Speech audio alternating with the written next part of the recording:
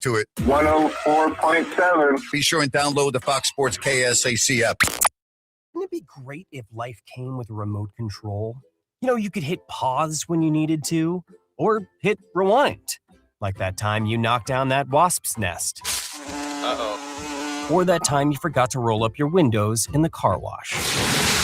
Fantastic. Yeah, a remote control would have come in handy then. Well, life doesn't always give you time to change the outcome, but prediabetes does. With early diagnosis and a few healthy changes like managing your weight, getting active, stopping smoking, and eating healthier, you can stop prediabetes before it leads to type 2 diabetes. It's easy to learn your risk. Take the 1-minute test today at doihaveprediabetes.org. Life doesn't come with a remote control. Yikes! So you're on your own with the wasps. You have the power to take control of prediabetes. Visit doihaveprediabetes.org today. That's doihaveprediabetes.org. Brought to you by the Ad Council and its prediabetes awareness partners. Tell your friends. Grant's back. Grant Napear is back on the Sacramento airwaves right here. KSAC 890 AM Olivehurst, K284CM 104.7 FM Sacramento. Hello. Hello, Sacramento. Sacktown. And welcome in. Grant Napear. How you been? You know this guy. It's your show. So happy to hear you on the airwaves. 2+ decades on the radio with you. Just the start of an incredible journey. Now he's back on Fox Sports 104.7 FM and 890 AM. 3 to 6 every day, Fox Sports Sacramento. The phone number? 916-779-0929. His name? Grant Napear.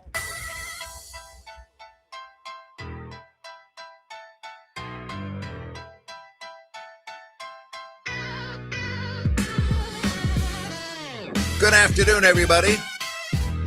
My question to begin the show, is the NBA in trouble? Here we are getting ready for All-Star Weekend, and all of the talk regarding the NBA is of a negative tone. Sportscasters across the country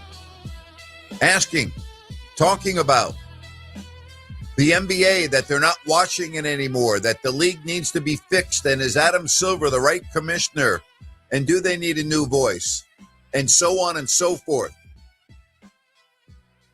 This is a weekend of celebration for the league. Not this year. Not this year. Dan Patrick, who you can listen to right here on Fox Sports Sacramento with Fox Sports. I mean, the Dan Patrick Show. I mean, he came out and said, is Trae Young playing? This is a guy who was averaging 27 and 10. I don't know. After a while, if they're not playing, I'm not watching. And you've got to win me back. And I'm an NBA fan for 60 years. But after a while, you're like, who's playing? Imagine you go to the Spurs game. Now, you got treated to Victor Wembanyama. But it's like no LeBron, no Luka. That might be the one time that you're going to go and you're going to take the family to see them.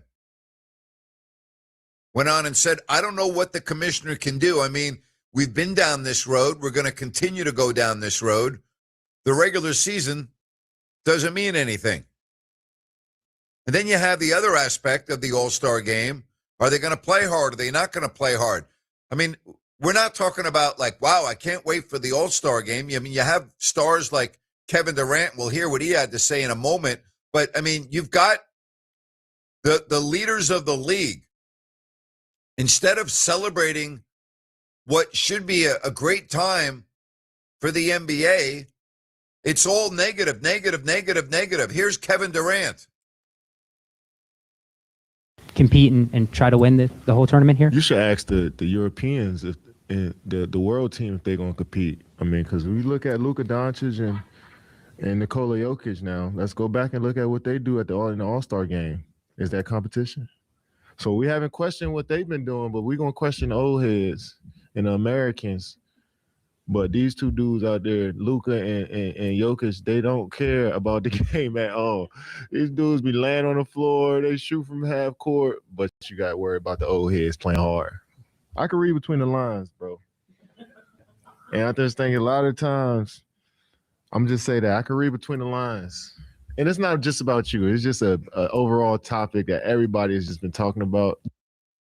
Again, it's all, and then you can bring up a racial issue there. People are now saying, well, gee, reading between the lines, is that white versus black? Again, the NBA just sometimes doesn't get it. And yeah, they're making a lot of money and the TV deals are great. But here's the problem with all of that. There are guarantees in TV deals, right? And TV companies, networks that sign these billion-dollar deals have guarantees with their sponsors. And if ratings go down and if people are turned off by the product, then what happens? So, it's a really bad time. As a matter of fact, I was thinking about this earlier today. I don't remember so much negativity surrounding the league since I was in college. And that was right before Larry Bird and Magic Johnson came into the league, and the NBA was riddled by drug issues, serious drug issues, that was putting the league in true jeopardy. And then Magic and Bird came in and saved the league, and the rest is history. But here we are in 2026, and you've got so many of the stars not playing, so many of the players hurt. You've got the All-Star weekend with a new competition, the USA versus the world, and you've got, gee, are they going to play hard? Are they going to do this? Are they going to do that? Should we even bother watching the game? Then, for instance, in Sacramento, you've got a team that clearly is not trying to win, but they're not alone. And the word tanking is now used in the NBA on a daily basis more than any other word. When you get your NBA news now, you can't get it without the word tanking. The league has got some real issues, and they need to figure it out soon, or the golden goose is going to get turned upside down. And the NBA will go through tough times, and this is when you need a strong commissioner, and you need a commissioner with backbone, and you need a commissioner that is going to, instead of deny the problems of the league, which he did last year on All-Star Weekend. Okay? He's got to wake up. He's got to acknowledge his league's got real problems. And Adam Silver cannot be happy where he's got the Dan Patricks of the world, the Bill Simmons of the world, and in local markets, the Grant Napiers of the world, okay? All over the country, talking about what's wrong with the NBA instead of celebrating the NBA, instead of talking about Oklahoma City and Detroit and some of the other real positive things going on in the NBA with some of the young players. Nope, it's what's wrong with the NBA. The tanking, the players not playing, the injuries, the load management. That's the problem that the NBA's got right now. And I for one, would not want to be commissioner of the NBA.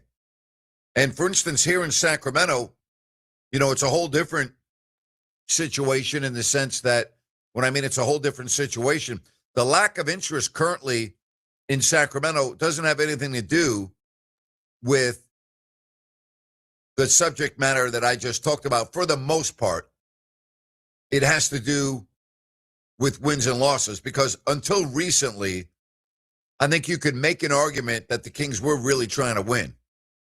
They're not trying to win now. And it's an embarrassment.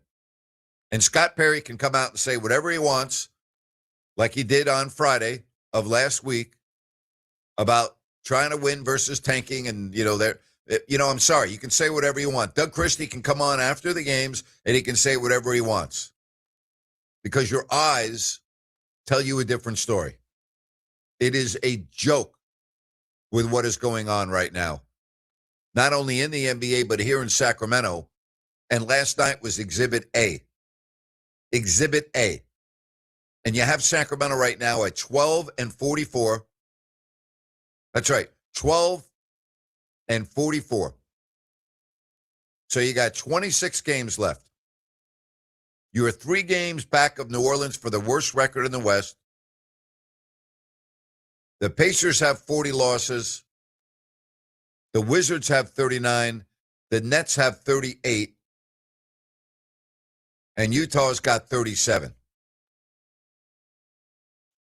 This is a real issue with what's going on. And Sacramento's got minus 10.5 differential. By far the worst in the Western Conference. The second worst is Utah at minus 7.6. This year has been beyond what I forecasted on opening night, which was a disaster. It has gone way beyond that. And we're not at rock bottom yet. And you're going to get to rock bottom at some point, I think, this year, but you're not there yet. From the 209, the NBA hasn't been the same since David Stern, in my opinion. I don't disagree with that. 916-779-0929 if you want to call the show. That's 916-779-0929. You can use that number to text the show as well. I just wonder what the solution is. From another text. Not only that, Grant, but not sure if you saw All-Star Saturday starts at 2 p.m. It's usually Saturday night prime time. People have errands to run on the weekends. No one's going to watch it, and I'm one of them. NBA All-Star Weekend is a joke. A lot of negativity. I get it. The NBA, this is not what you want if you're the commissioner of the NBA. And if you remember last year, nobody talked about NBA All-Star Weekend. You know what they were talking about? How great the Hockey All-Star Weekend was with the Four Nations Hockey Tournament. You wouldn't even have known the NBA was going in the All-Star Weekend because nobody was talking about it. They were talking about hockey. That's what the talk was 12 months ago. In the United States of America, the talk was hockey, not the NBA. All right. Let's get to Mac. Mac, welcome to the show. How are you? Hey, Grant. How you doing? Okay.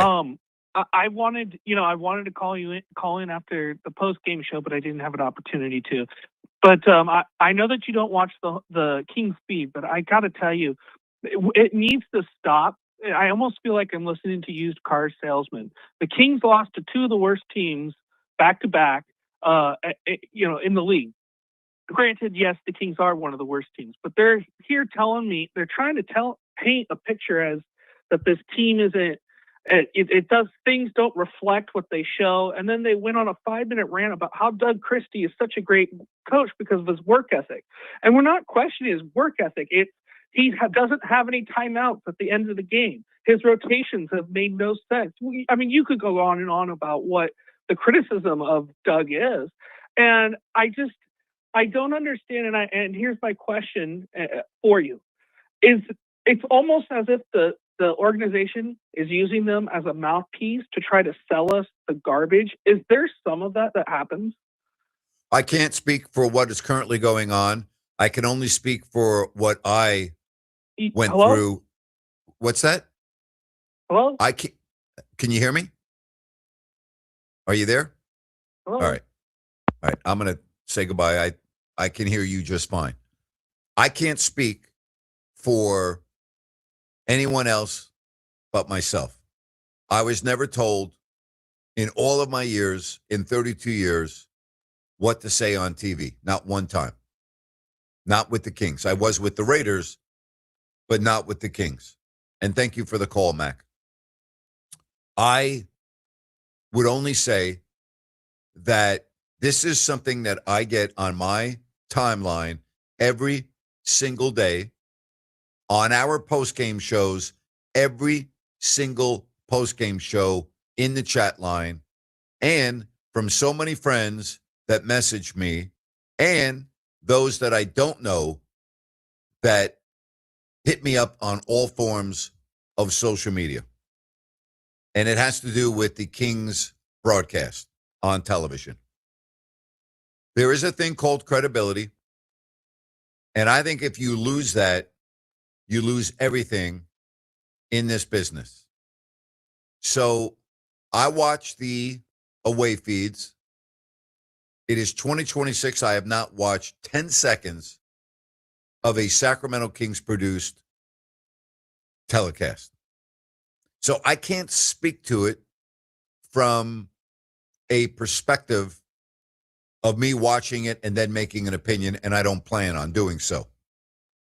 But I can't imagine that all of those that I see on social media every day and those that hit us up, and we have thousands of viewers on the chat line, I can't imagine them all being wrong.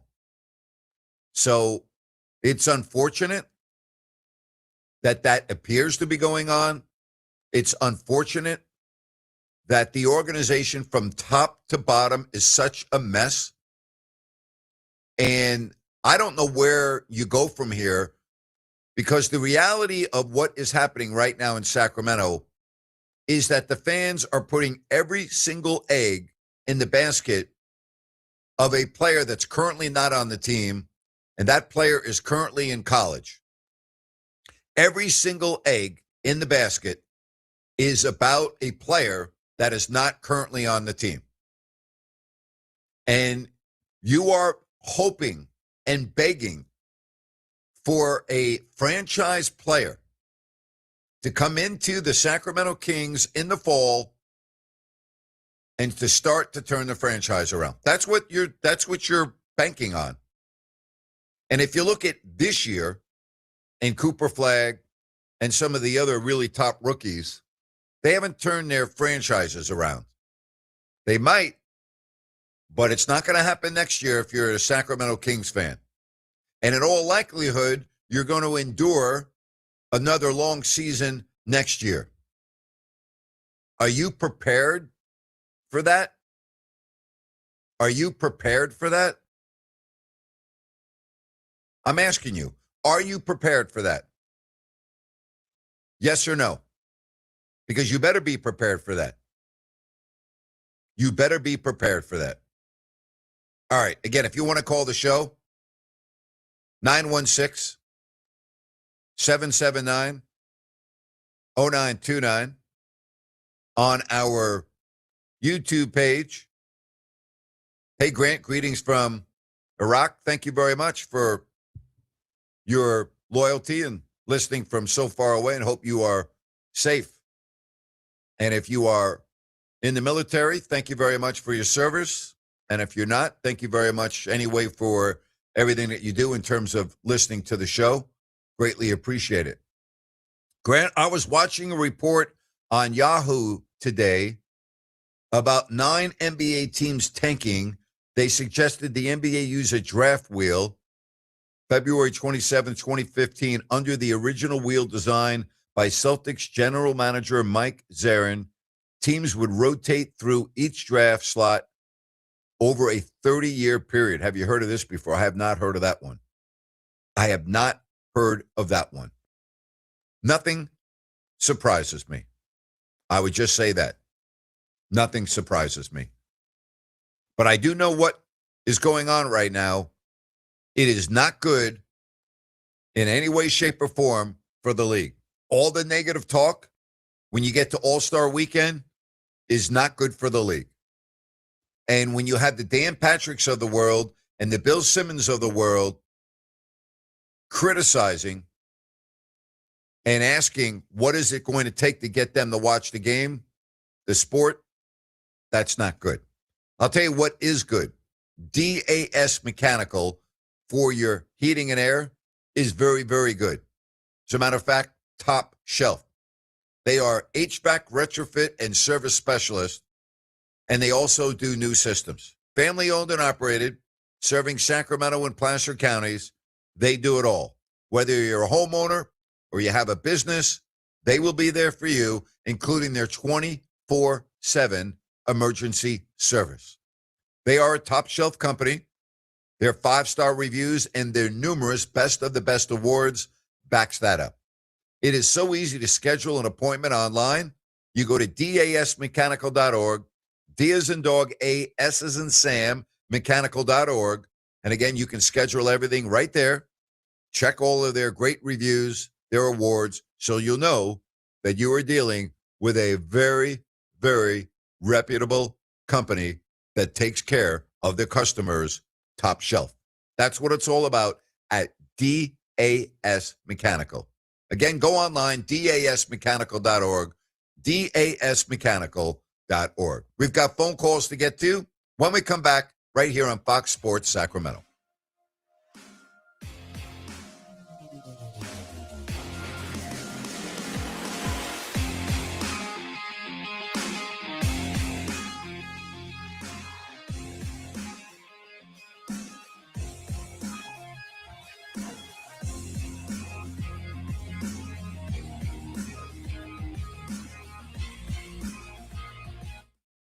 It's one of those places you just got to see for yourself to fully appreciate.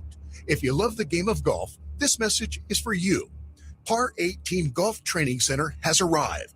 Par 18 Golf is a cutting-edge golf performance and training center where you'll up your game to a whole nother level. Located inside the historic Nimbus Winery, Par 18 Golf is an indoor gymnasium outfitted with TrackMan Performance Studios. TrackMan practice bays utilize Doppler radar combined with high-speed cameras that capture every motion and aspect of your swing, from your posture and stance to the flight angle and trajectory of the ball and its distance and speed. TrackMan practice bays are the system PGA professionals use to perfect their swing. You'll begin to play with a higher level of confidence. Open anytime by reservation and ideal for group events. Visit par18golf.com to make your reservation. Par 18 Golf challenges you to up your game, to train with purpose. Visit par18golf.com. You've been saying you're going to pay better attention to your home's honeydews. Check one off your list right now by calling Gabrud Services to schedule a 12-point inspection of your home's electrical system. The safe rule of thumb is every 5 years for an inspection. If it's been 5 years or more, call Gabrud's now. A qualified technician will provide a thorough inspection of the electrical system to ensure it's safe or alert you to potential problems. At Gabrud's, electrical work is all we do. We are the area's recognized experts for anything electrical, and our number one priority is ensuring your home and family are safe. You've been saying you'll pay better attention to your home. Stop saying it. Make the call to Gabrud's. Talk with a real person and schedule your 12-point inspection today. Gabrud's, locally owned for more than 30 years. G-U-B-R-U-D-S. Call the good dudes at Gabrud's, G-U-B-R-U-D-S, Gabrud's.com. Remember, always be generous with the nutmeg. Just eyeball it. Okay. Mom's wisdom has served you well, but now it may be your turn to guide her. Hey, I'm worried about Mom. She keeps forgetting her famous sweet potato pie recipe. Some things come with age, sis. And some don't. Knowing the early signs of Alzheimer's in a loved one will help you make the best decisions for your family. Visit 10signs.org to learn the signs. Brought to you by the Alzheimer's Association and the Ad Council. Snakes, zombies, public speaking. The list of fears is endless. But the real danger is in your hand when you're behind the wheel. Distracted driving is what's really scary and even deadly. Eyes forward, don't drive distracted. Brought to you by NHTSA and the Ad Council.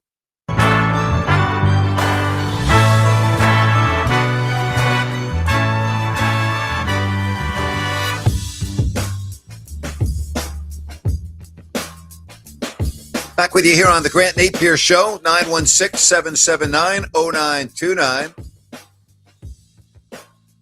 We say hello to Phil. Phil in Placerville. Thanks for being on the show, Phil. Phil.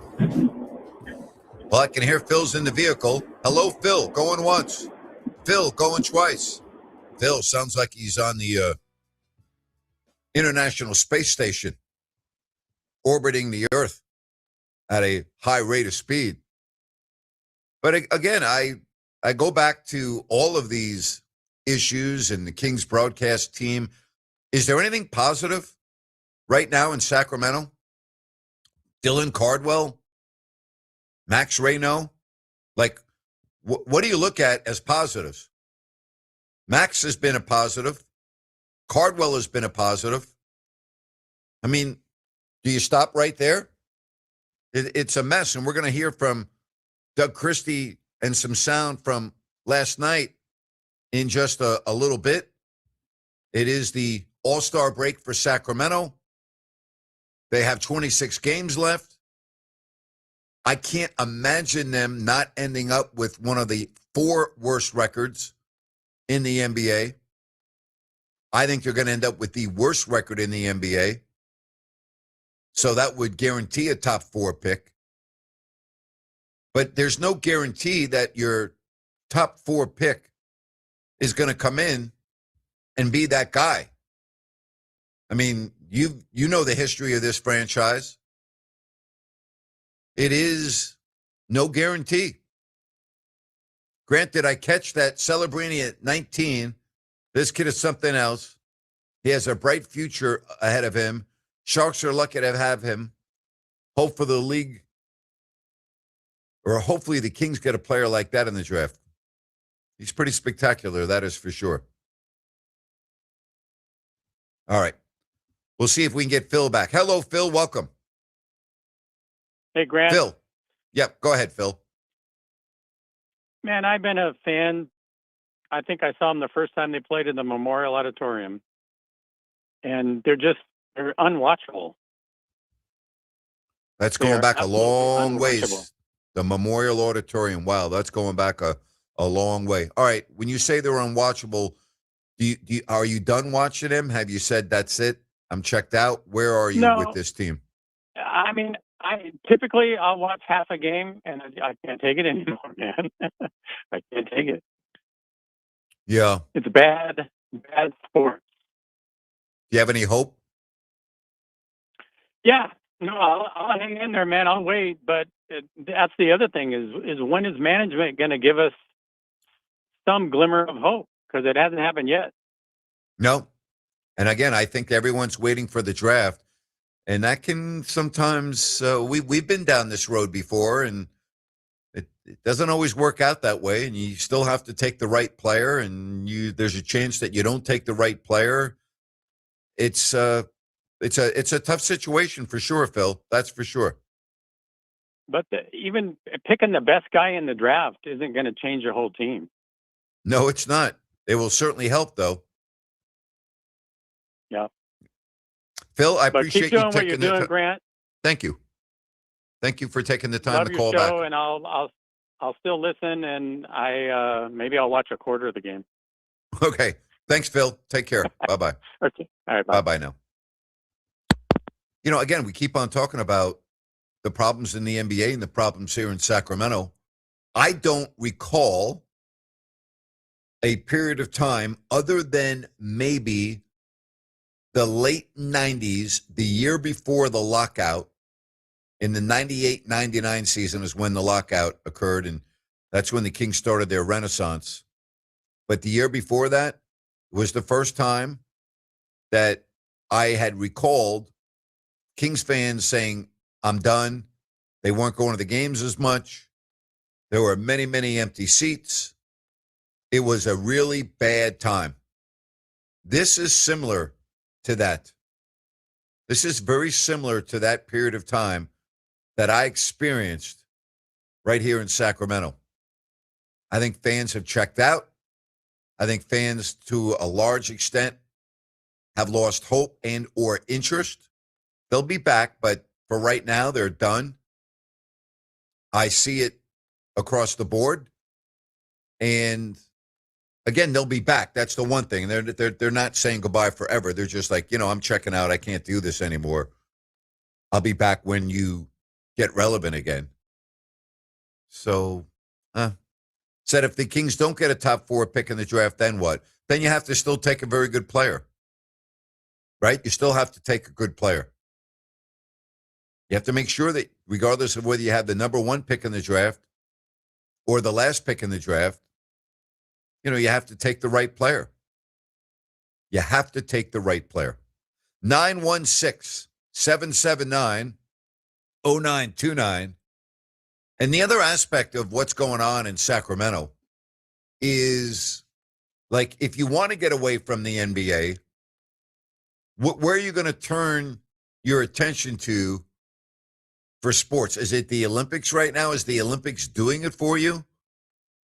Is that enough to get you through this 2-week period? Did you watch the golf today at Pebble Beach? Does that get you into it? Like, what is it that is on your menu right now when it comes to sports? Is it college basketball?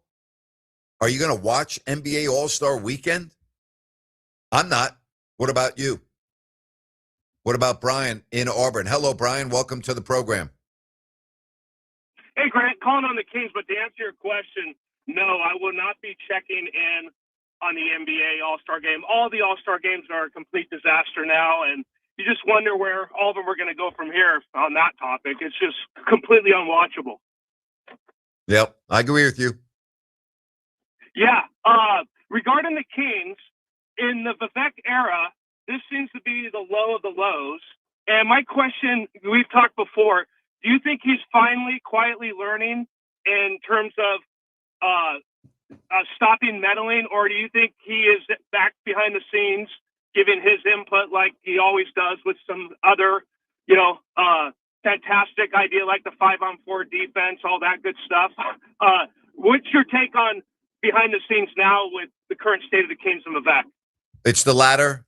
He only knows one way. He's not going to change his personality. He's not going to change the way his behavior is. He only knows one way, and so that is still going on. Do you think Scott has full to make the decisions, or certain decisions he has to get the clearance from Vivek? Well, if he had the full autonomy, Doug Christie would not be the coach of the team. He didn't hire Doug. Right. So the answer to that question is the answer to that question is very obvious. The answer to that question is no. Yeah. Yes.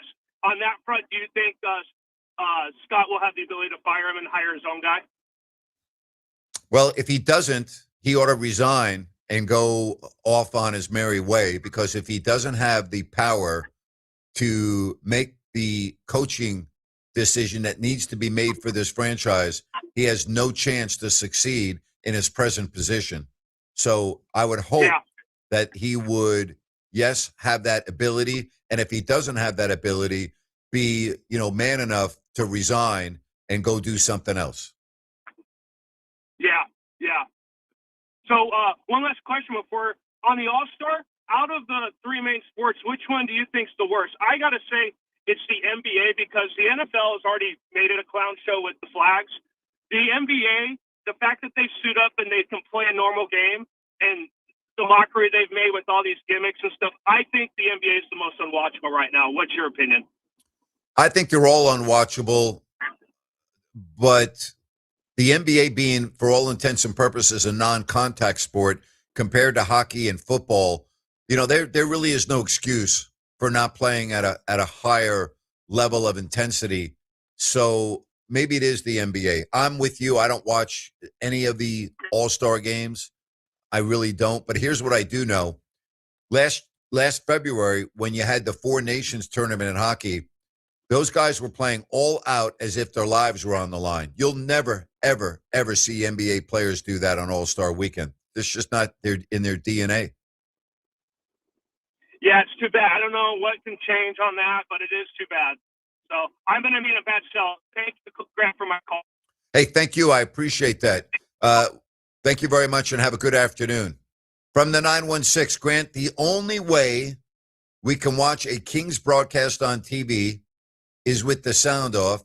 Katie talks more than the play-by-play guys, and both of them aren't that good anyways.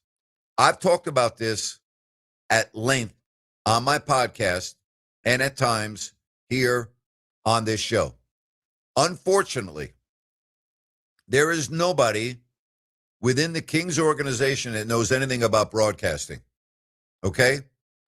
The producer of the Kings games, who is a friend of mine, who is very professional, who does other sports as well, knows nothing about broadcasting from a announcer's perspective. He knows nothing about it.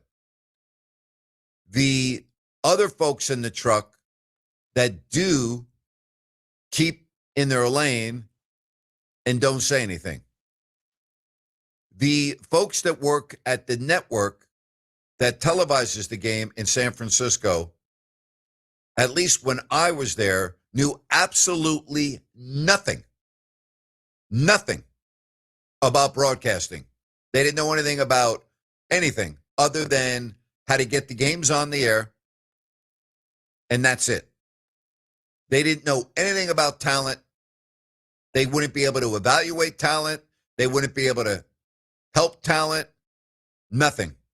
In all of my years of working for the Sacramento Kings, there was only one individual that was a broadcast expert, and his name was Craig Amazine, and he had multiple Emmys to back it up and prove it with not only the Kings, but with his stay in the National Hockey League, when he worked for the Coyotes and other stops along the way.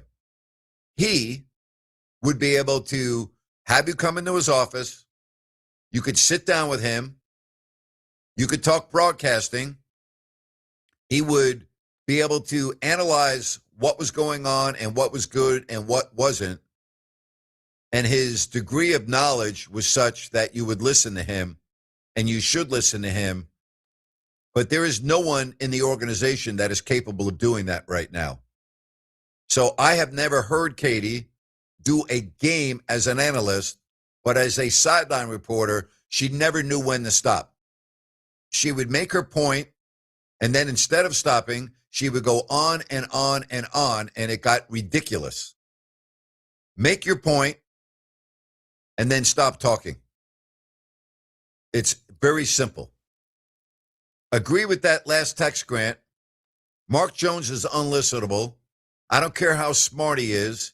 And the issues I have with the Kings is we've been waiting, cheering, hoping since the Bibby days. And every time it seems like we might have a breakthrough, it's such a short glimmer of hope and then a major change, and we're starting over. There's only so many times we can stomach that as Kings fans. Now, that pretty much says it all. That pretty much says it all. Wow. Grant, I am sorry if I missed your take on this, but what do you think of Vivek having Travis Scott sitting next to him at the Cavs game as his guest and having the same guest act a fool on the floor with Harden right in front of his face and him having a smile on his face? Grant, I can't stand Vivek. It's a bad look. It was a bad look. Of course, Vivek is always going to be sitting next to a celebrity or a well-known person or what have you, because that's what his whole life revolves around. But yeah, that was a bad look. That was a bad look. No doubt about that. Phone calls when we come back right here on Fox Sports Sacramento. NASCAR fans, the Daytona 500 is here on Fox Sports Radio. Tune in for every lap this Sunday starting at 10:30 only on Fox Sports Radio, 890 AM and 104.7 FM. Your home for Dan Patrick, Colin Coward, and Grant Napear. At Sierra Pacific Home and Comfort, we're proud to have served Sacramento homeowners since 1984. Our business is to keep your home comfortable and secure for the entire life of your home. So, if you've got an older house that's due for a new heating and air system, but like so many people, you're holding off because of the cost, we totally understand that. So here at Sierra Pacific, we've got a dedicated finance team in-house that will work with you and help you get into a new HVAC system. We'll do a superb job installing it, and you and your family can start enjoying your new, super efficient HVAC system now. And with spring and summer already knocking on the door, you can fight California's outrageous energy costs with a super efficient heating and air system that costs less to operate. Call or visit us today at SierraPacificHome.com. Sierra Pacific Solar Heating and Air, the guys in the big red trucks. It's the All Things Legal Show, heard every Saturday morning from 8 to 9. Join your host, Craig Ashton, with an entertaining and eclectic view of all things legal. Saturday mornings from 8 to 9. Remember, for the best advice, don't think twice. Call Ashton and Price. Investors, keep listening to learn how to get your free gold report. A currency crisis is upon us. The U.S. dollar has been the world's reserve currency for over 50 years, but that is changing. It's time to protect your retirement. Decades of reckless borrowing and spending have critically weakened the dollar. The U.S. has become the world's biggest debtor with over $35 trillion in debt. Plus, the dollar's become weaponized. Countries are dumping it. Investors who wait until it's too late could lose big. There is one safe haven: gold. Diversify your portfolio with a physical asset they can't take away. Call the Reagan Gold Group right now and ask for your free gold guide. Here's our number: 800-941-4184. 800-941-4184. 800-941-4184. That's 800-941-4184. Just outside of Sacramento is a place where families build friendships that last a lifetime. The Golden State Shooting Center is a clay target shooting facility. It's the home of numerous local high school and youth sport shooting teams. Skeet at trap shooting is a safe, exhilarating sport. School team members can compete for numerous college scholarship opportunities. Teams are being formed now, and new members are welcome. Call the Golden State Shooting Center for details or visit them online at goldenstateshootingcenter.com. Wouldn't it be great if life came with a remote control? You know, you could hit pause when you needed to, or hit rewind, like that time you knocked down that wasp's nest. Uh-oh. Or that time you forgot to roll up your windows in the car wash. Fantastic. Yeah, a remote control would have come in handy then. Well, life doesn't always give you time to change the outcome, but prediabetes does. With early diagnosis and a few healthy changes like managing your weight, getting active, stopping smoking, and eating healthier, you can stop prediabetes before it leads to type 2 diabetes. It's easy to learn your risk. Take the 1-minute test today at doihaveprediabetes.org. Life doesn't come with a remote control. Yikes! So you're on your own with the wasps. You have the power to take control of prediabetes. Visit doihaveprediabetes.org today. That's doihaveprediabetes.org. Brought to you by the Ad Council and its prediabetes awareness partners.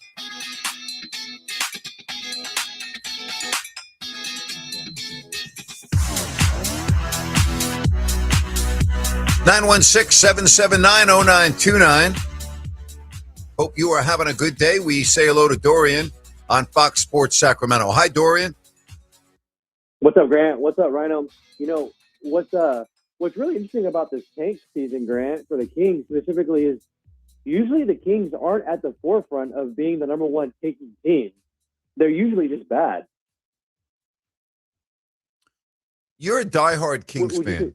You're one of these Kings fans that you'll stay with this team until your last breath. But on a scale of 1 to 10, where's your hope with this team right now? That's what I'd like to know. You know, as I've gotten older, Grant, like when I was younger, I was obviously very emotionally involved. I mean, after the Kings lost against the Lakers, I mean, I cried for days.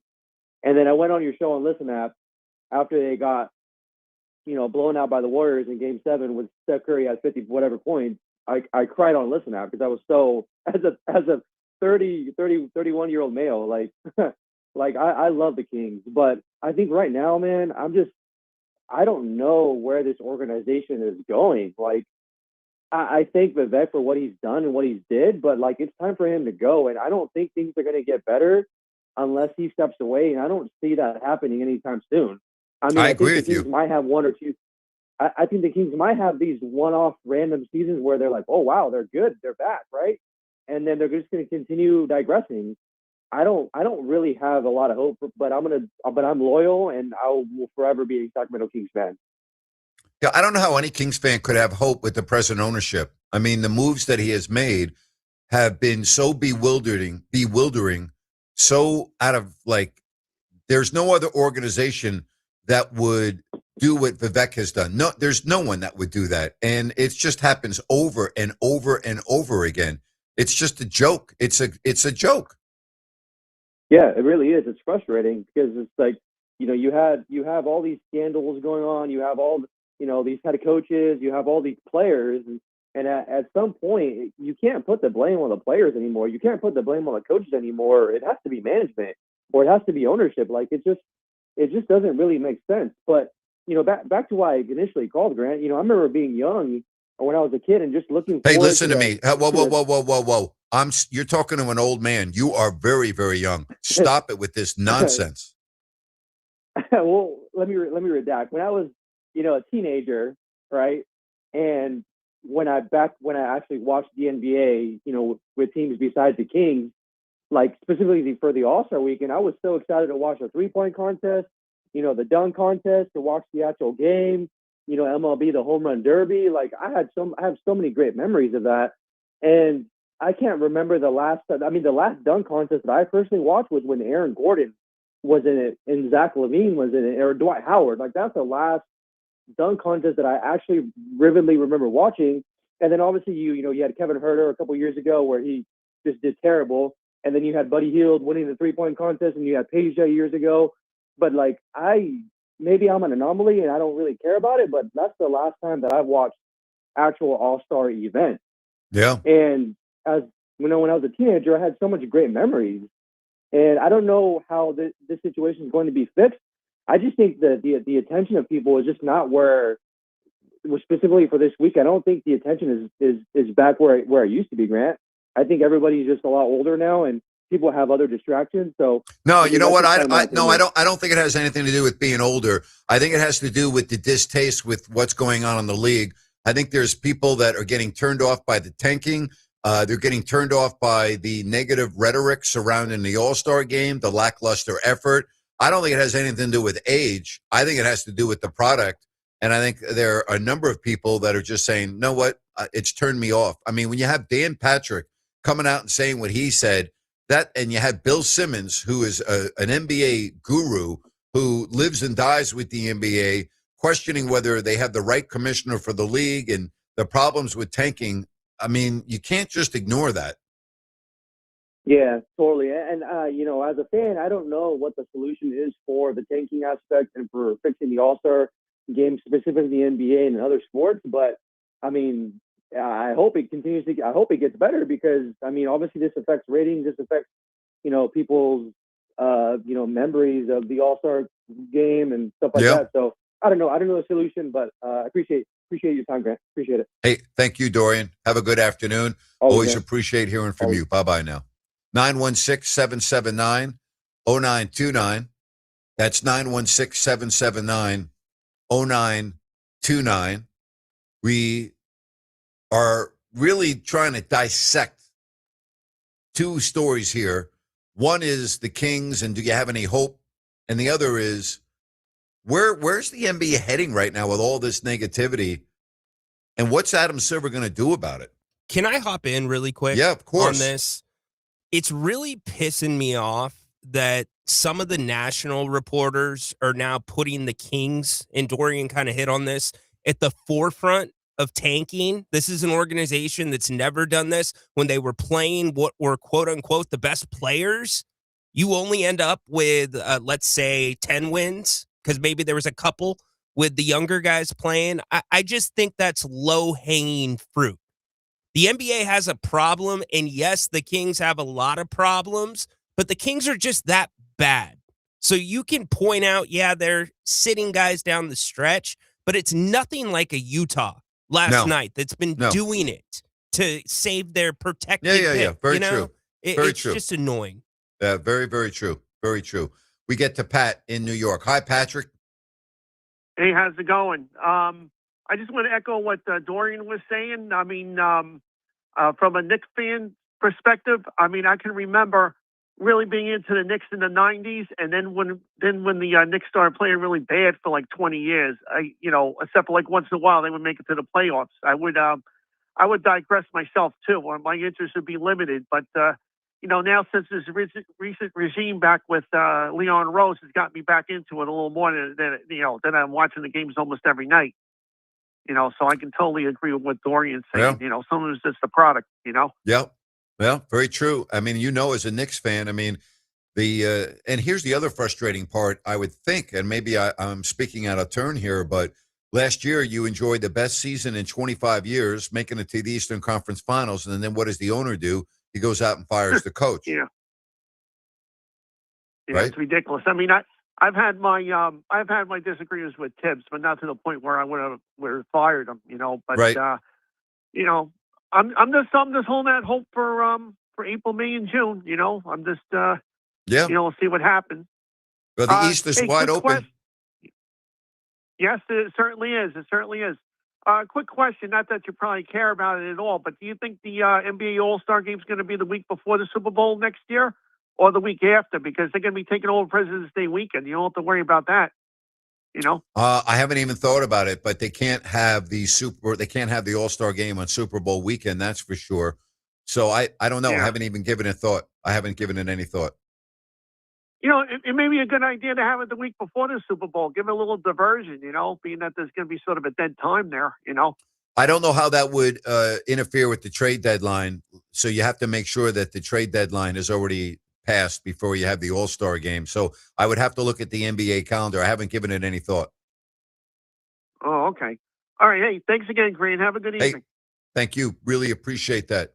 Good hearing from you, Pat. Hope things are going well in New York and stay warm. Hey, I want to talk to you about my friends at DAS Mechanical. Did you know that most homeowners are changing their heating and air systems from gas to all electric? I've talked a lot about this the past 2 months. It's about, getting more energy efficiency, saving a lot more money every month on your energy bills. And if you fall into the category where your heating and air system is 15 years or older, you know what? It may be time to consider a change. And that's where DAS Mechanical comes in because, you know what? Nearly all of DAS's work is gas to electric whole system changeouts. Nick Delancey, the owner, and his team, they are experts. They specialize in this. And so they are the right company to call if you are in this category. Now, keep in mind, they also have 0% financing and 24/7 availability if you ever have a heating emergency. They're award-winning. They have numerous best of the best awards. They're locally owned. They're family-owned. I'm talking about DAS Mechanical, serving their Sacramento and Placer County neighbors for years. Just go to dasmechanical.org. That's D as in dog, A, S as in Sam, mechanical.org. You can book everything online, check out all of their 5-star reviews and their awards, dasmechanical.org. They will get it done for you. HVAC, retrofit, and service specialist. This story is going to get worse before it gets better, not only here in Sacramento, but around the NBA. And it is going to be very, and I mean very interesting to watch the press conference this weekend in Los Angeles from Adam Silver, Yep. the commissioner of the NBA, Ryan, because first and foremost, this is going to be where most of the questions are going to be directed at him. Load management, tanking. He is going to be under fire at his press conference, and I believe that's tomorrow, if I'm not mistaken. Well, the last couple, the media's taken it really easy on him. I think we did a rant about that, but I think the NBA is already in damage control because if you've listened to Adam Silver the last year and a half, anytime he's asked about expansion, it's all about NBA Europe. That's a much bigger process. That's down the road. And now all of a sudden there's leaks about expansion, Seattle, Las Vegas, a West team going east, etc.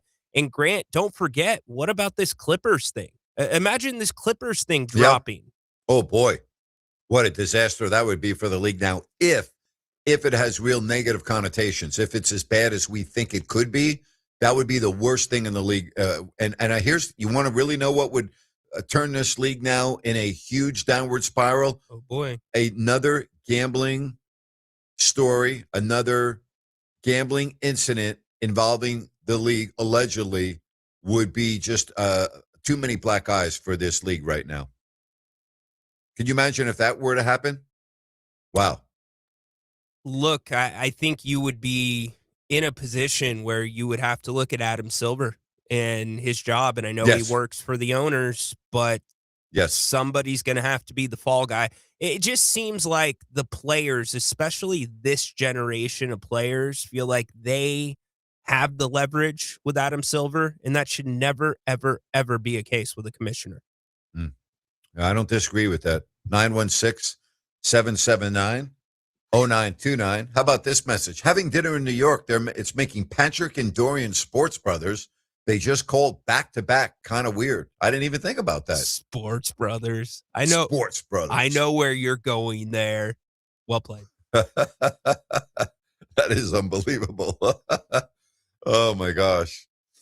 I would love to be a sports brother if I'm able to have dinner at Carmine's or lunch. Yeah, sign me up for that. Absolutely. Does that make us Bennett's brothers? We are Bennett's brothers. That's correct. Because Yes. we have never had the experience of being at Carmine's on 44th and Broadway in New York City together, but we have many times at Bennett's. So, yes, we are Bennett's brothers. Well said. Nice job there. You're on your toes today. Yeah, You're on your I'm toes trying. today. I'm trying. And you'll be on your toes Monday, actually off your toes at 3 o'clock as you will host this show on President's Day. So I'm looking forward to that, to have the day off on Monday and have you slide into this chair. Looking forward to it. What are you going to do with your day off? Well, I probably just lied. I'm probably not going to listen to you. But, Okay, that's fair. I wouldn't either, but all of you should. No, in all honesty, I will. I won't listen to all 3 hours, but I will eavesdrop on you from time to time. I give you my word on that. I will do that. All right. First hour in the books, 2 hours left. You know, I would love to be able to talk about something else. I really would, but this is dominating the sports news. And so what I really do want to talk about next hour, and I really mean this, I want you to tell me on a scale of 1 to 10, 10 being all in, 1 being out, where are you with this Kings team right now? Seriously, where are you? Not just for this year, but for the totality of the franchise, for the future, just in general. Where are you right now with this Sacramento Kings franchise? Let's do that when we come back right here on Fox Sports Sacramento. Are you SAC Alert? Have you signed up to receive emergency alerts via phone, text, email, or app? Well, what are you waiting for? Winter is coming, and that means there is potential for storms and flooding in our county. Don't get caught off guard or left in the cold. Get urgent storm evacuation and shelter information immediately sent directly to your device. Sign up today at sacramento-alert.org. Again, that's sacramento-alert.org. It's free, quick, and easy to do, and can literally be a lifesaver. Call the good dudes at Gabrudes, G-U-B-R-U-D-S.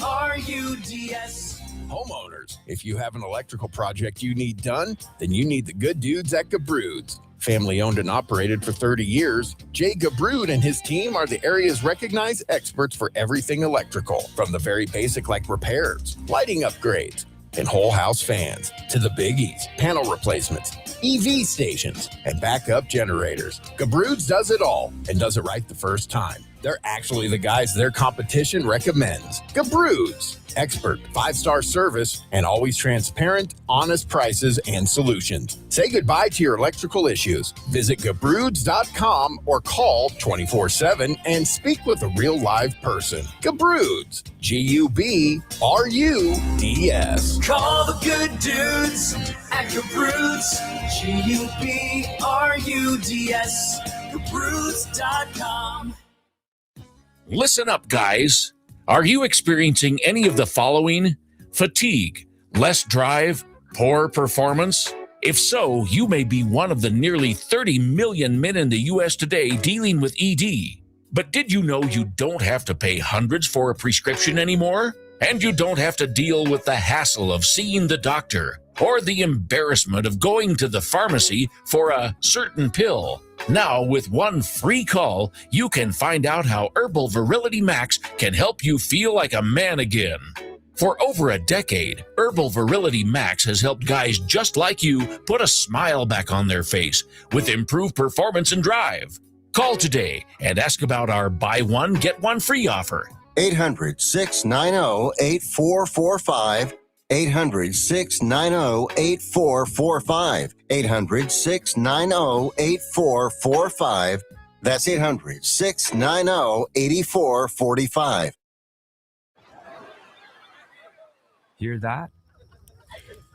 That's the sound of your life. Perfectly imperfect. Beating in rhythm to the world you've created. But every time you drive after drinking, the music gets drowned out. Your life sounds pretty great. Don't let a buzz ruin it. Buzz driving is drunk driving. Don't drive buzzed. A message from NHTSA and the Ad Council. Grant Napear is back every weekday afternoon, 3 to 6. This is Fox Sports, KSAC 890 AM Olivehurst, K284CM 104.7 FM Sacramento.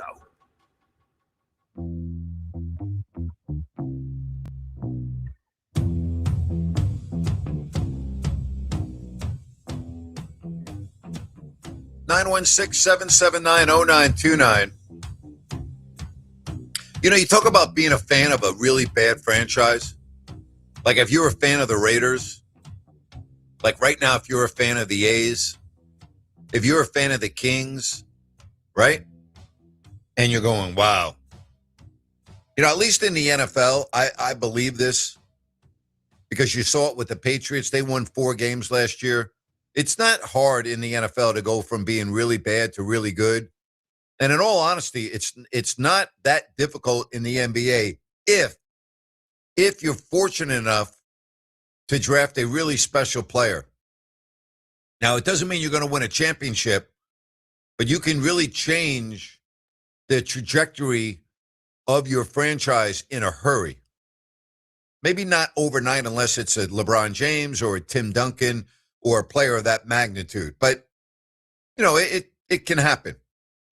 And you look at what the Spurs are doing, and you look at what Victor Wembanyama has meant to that franchise, who's still a puppy, and the surrounding cast, the luck of the draft, adding a Dylan Harper to what they already have, and having the reigning rookie of the year, they're on their way.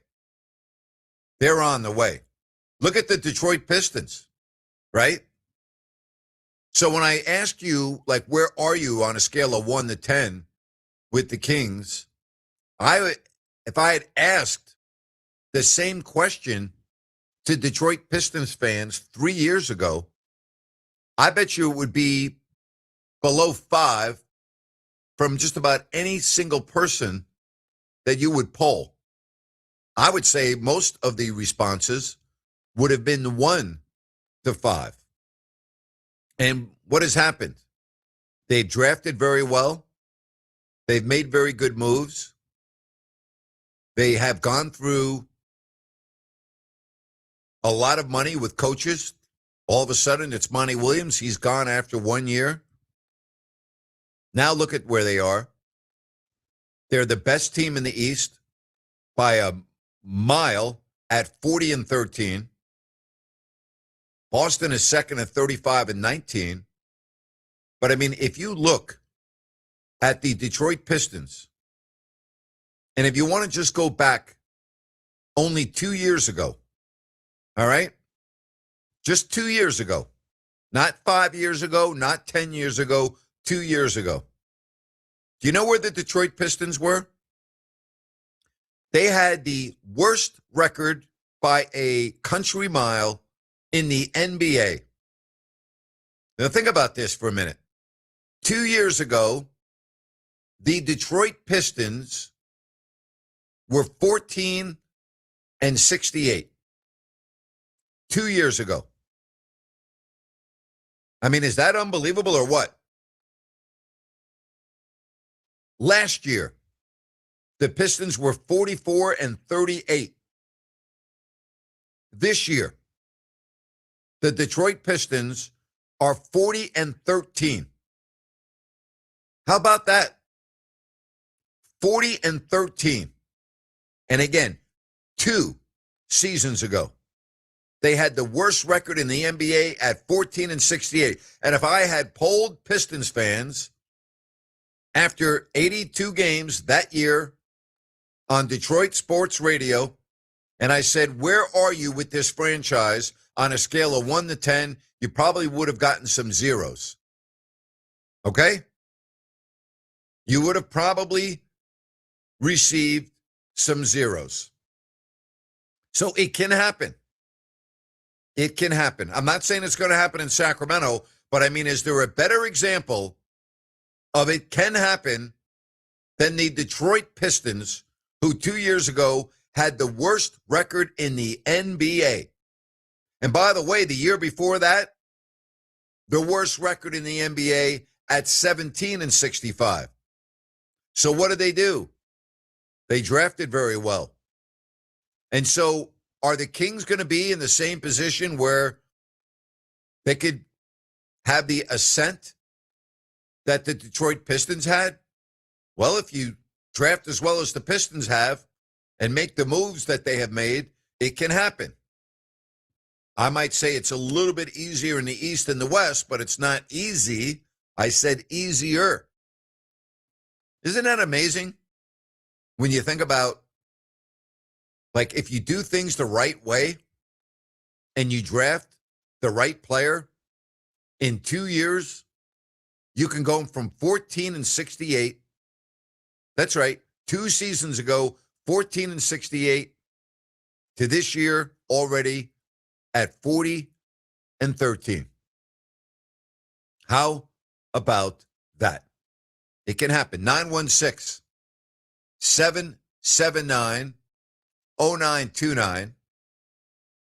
916, I did not watch the golf tournament in Phoenix last weekend, but I'm looking forward to watching a little bit of Pebble Beach on Saturday.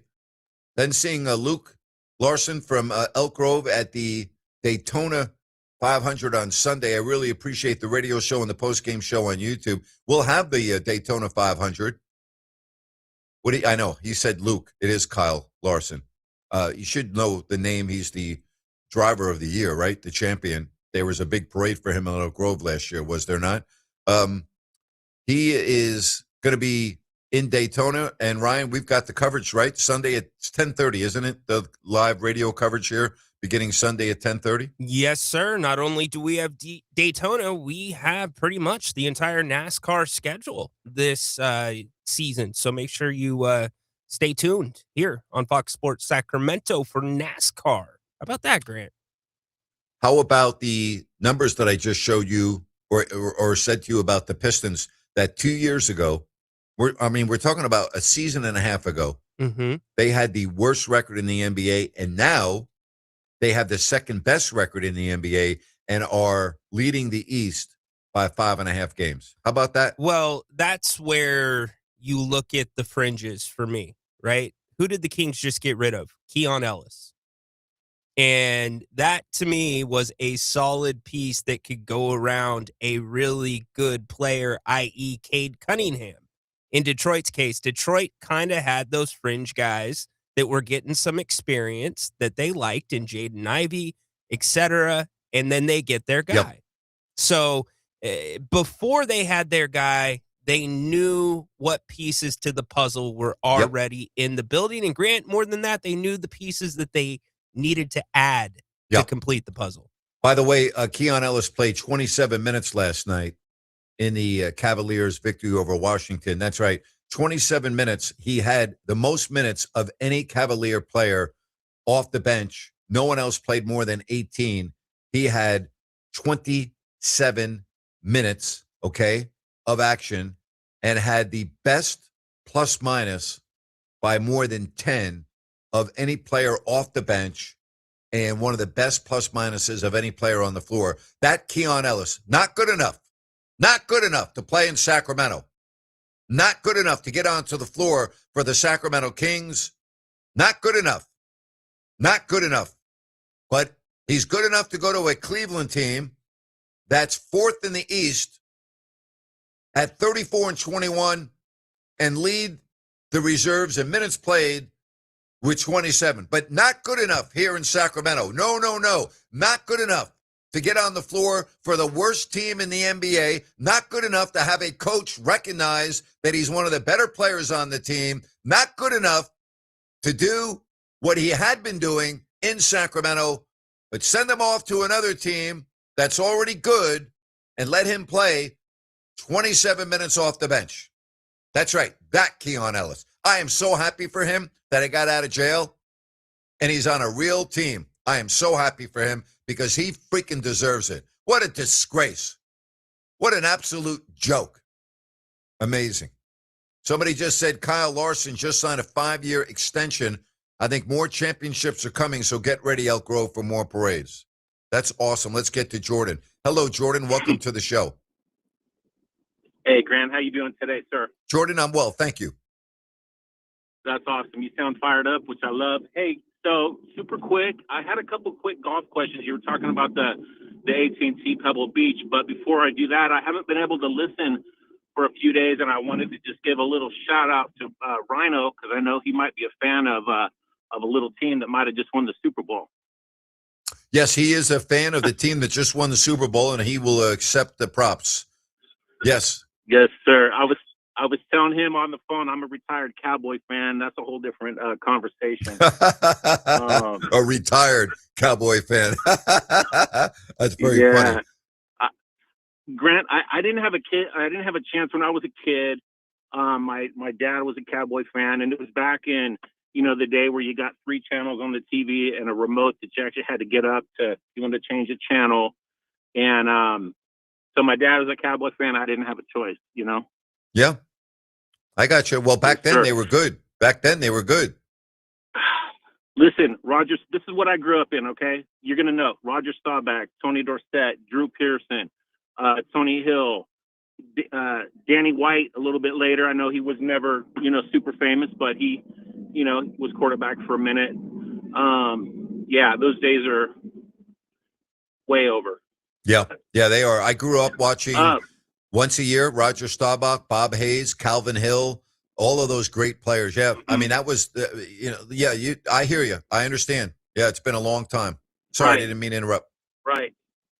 No, you're good. And that was back in the day, if you remember. I know you remember this, back when they had the TV guide.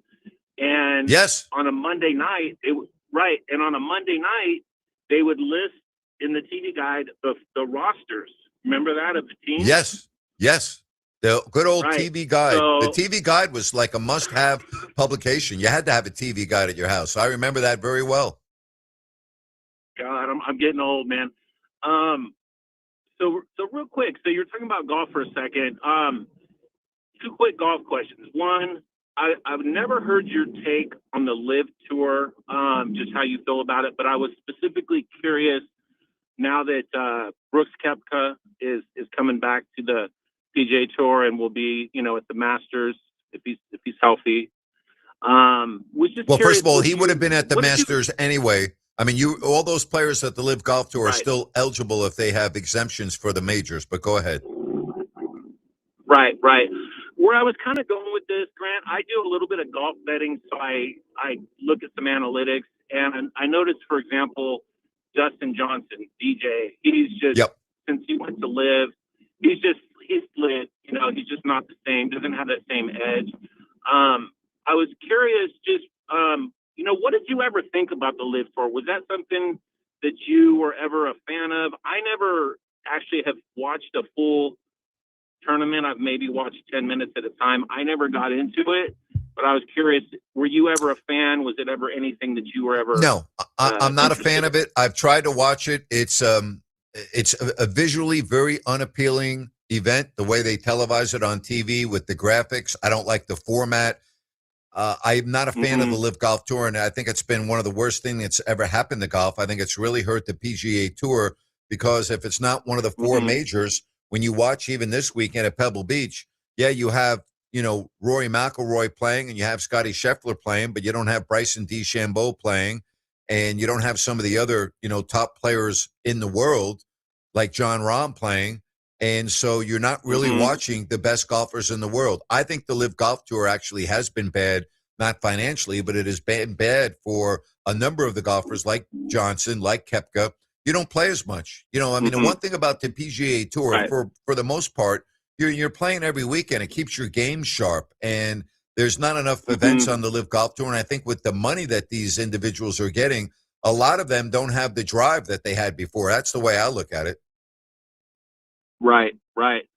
I had a little bit of a theory regarding, you were talking about money, regarding like a Ricky Fowler. Some people think he never quite became what he could have. my little theory is that the money, the endorsements that he got, kind of maybe took a little bit of that edge off as well. But again, that's just a theory I had, and I think that I agree with you that when you pay however much, these guys $100 million, what kind of motivation might they have, moving forward? But yeah, and Fowler's had a little bit of a resurgence the last year or two. He really disappeared for a couple of years. He got married, and a lot of people were saying it was, I don't want to say it was a negative for him, but I mean, it kind of coincided with, having interest in other things. And now he's like, even today, he had a great round today. He's tied for 11th at 6 under. He's been relevant the last year or two. He's one of those players that has the label of one of the best players in golf that's never won a major. He's been knocking on the door a couple of times. I don't know if he ever will, but you're right. I mean, he did kind of fall off the golf map for a little while. Right. So I got a different question for you, Grant. I don't know if you even know about this. So I'm going to go back maybe, let's see, 2000, and this is a Sacramento golf question. I'm going to guess about 2004, 2005. Okay, so maybe 20 years ago. Yep. Do you remember, it was reported, I want to say it was at Antelope Greens, a little 9-hole golf course in, North Highlands. Yep. Do you remember it was reported that, do you remember that story? I don't remember that story. No, I do not. Okay, so Matt Lauer, back when he was hosted the Today Show, so it kind of went a little bit national. Yep. So he was completely, no way that could ever happen. Like three holes in one. I used to play in a game in Sacramento on Mondays and Wednesdays, and there was a little bit of an old school group, and one of the guys was in that group. That was So he was the one who did not make the hole in one, but he vouched for it, said that it happened, and it was it was like maybe 110-yard hole, so a lot of the doesn't matter. Yeah. Shorter, So but that's pretty amazing. Cool. Well, I didn't know if anyone else had ever heard about that, but I have not. To ask you. So, Jordan, appreciate the phone call. Good call. I really appreciate you guys. taking the time. Appreciate you guys. Always thinking about you here in Vegas, man. Thank you, bud. Appreciate it. That's good stuff from Jordan. Let's get to Andre in Sacramento. Hi, Andre. Hey, what's up, Grant? Andre, welcome to the show. Thanks for taking my call. Yeah, I asked you questions about the Kings. So basically, we don't know the direction about this team this season because they don't let us know the direction, but it's obvious like we're tanking now. What do you say? We know our direction now that we're trying to get the first pick. It's what it looks like to me. But, I mean, as long as you get one of the top 4 picks, you're probably good. Having number 1 would be great. But, if you're 2, 3, or 4, that could also be very, very good. Yeah, and I see Scott Perry, he has a good history of he has pretty decent history of drafting. He drafted Aaron Gordon, RJ Barrett and these guys who ended up being good. But do you think with Vivek, he makes, obviously I saw your previous call where you don't know if Vivek is the one hiring and firing the coach rather than Scott. I really don't know how much control Scott has. I don't think it's as much as he lets on. I think he does have a lot of control, but it's not 100%. I mean, if it were 100%, Doug Christie would not be the coach. So when he says he has full autonomy, well, that's not true because the first major move of the franchise he was not allowed to make. It was already made for him, and that's the coach. Yeah, and do you think with DeMar DeRozan playing these last couple games where he's pretty much the only veteran, do you think that was his decision where he just wants to be a professional? I think he has always played the game at a certain standard and a certain level. That's his DNA. He's 36. I don't see him changing now. But what's going to be very interesting is what's going to happen next week after the All-Star break, because I think Keegan Murray will be given the green light to play. Sabonis is fine to play. So, what's the lineup going to look like? Who's going to be on the floor and who's not? It's going to be very interesting to see how these final 26 games go. Yeah, and to me, I'm not a big anti Devin Carter compared to these other Kings fans. I would because like I still want to give him time. Like other Kings fans just want to throw him down the water and just release him after this year.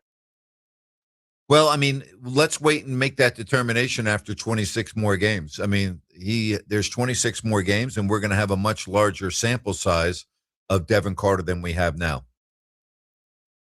Okay, yeah, that's what I gotta say. Thanks, Grant. Okay, thank you very much. And with that, we'll take a timeout. We'll throw out that number again at 916-779-0929. Appreciate all the calls today. Keep them coming right here on Fox Sports Sacramento.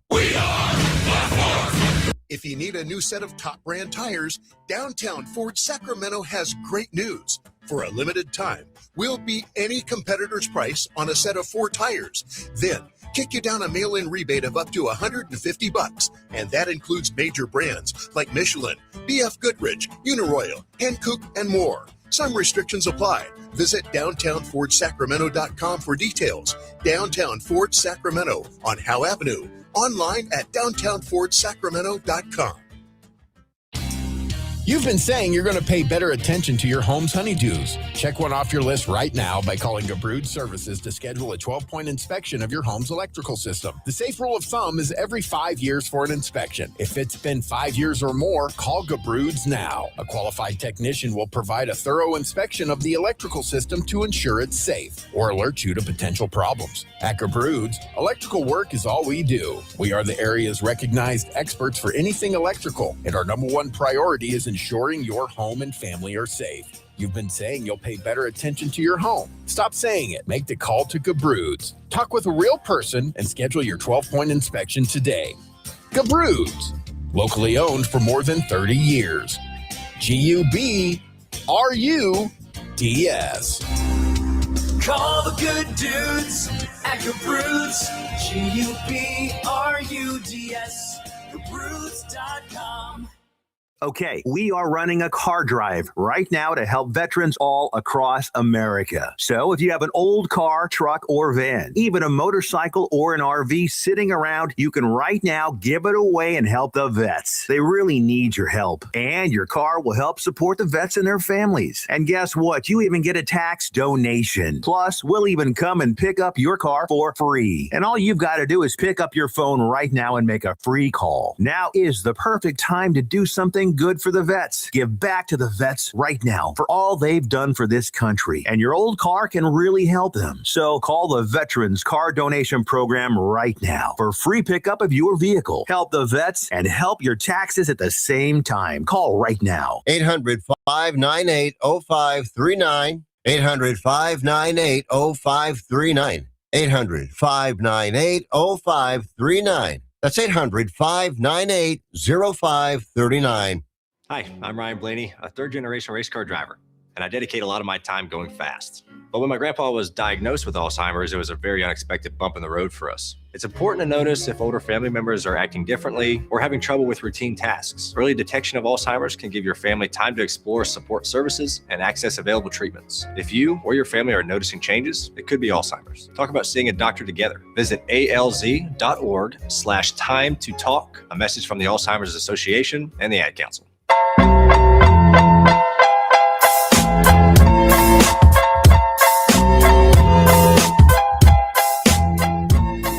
916-779-0929. The Kings with the worst record in the NBA at the All-Star break. Let's get back to last night and some sound from the game, Rhino. Yeah, Doug Christie, well aware of the Kings, 14 in a row in the negative. He was asked, how is he feeling about the Kings losing 14 in a row and headed into the break with that? Maybe. Excuse me. I've been here for the absolute best of the Sacramento Kings, the best record, and now we deal with this. So there's a median in there that takes us to the playoffs and makes our people proud, and we just keep working daily to make those strides to get to that point. There are many games in this that we could have and should have won, and we didn't, and it happens in streaks going both ways. I've been a part of it as a player and now as a coach, and the one thing that I know is that adversity does not define you, but it clarifies some things about you as an individual and us as a collective, because when you face that, you come together with brotherhood, you communicate, you compete at a high level, and we will be better for it in the long run. The back end of that is what bothers you, right? The brotherhood. Mm-hmm. It's just, for me, sometimes it makes me question whether or not Doug realizes how special that bond between that group is that he played with.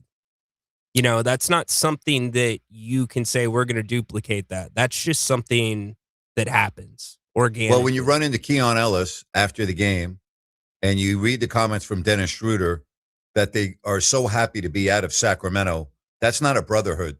That's like, get me out of this zoo that I'm in. Yeah. Look, I'm sorry, but that's the reality of the situation. You can. It's fair to be critical of Doug Christie and the coaching job that he's done this year. One thing you cannot be critical about is his work ethic and what Sacramento means to him. He's asked about that last night.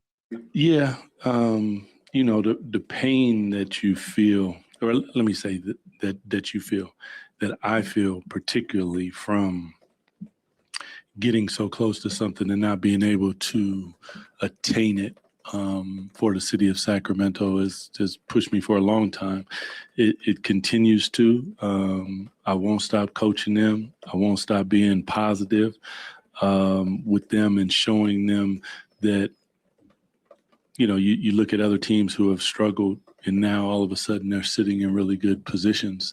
It happens. But, you have to go through hard times, because if it was easy, everybody would be winning they'd be 44-12 instead of 12-44. So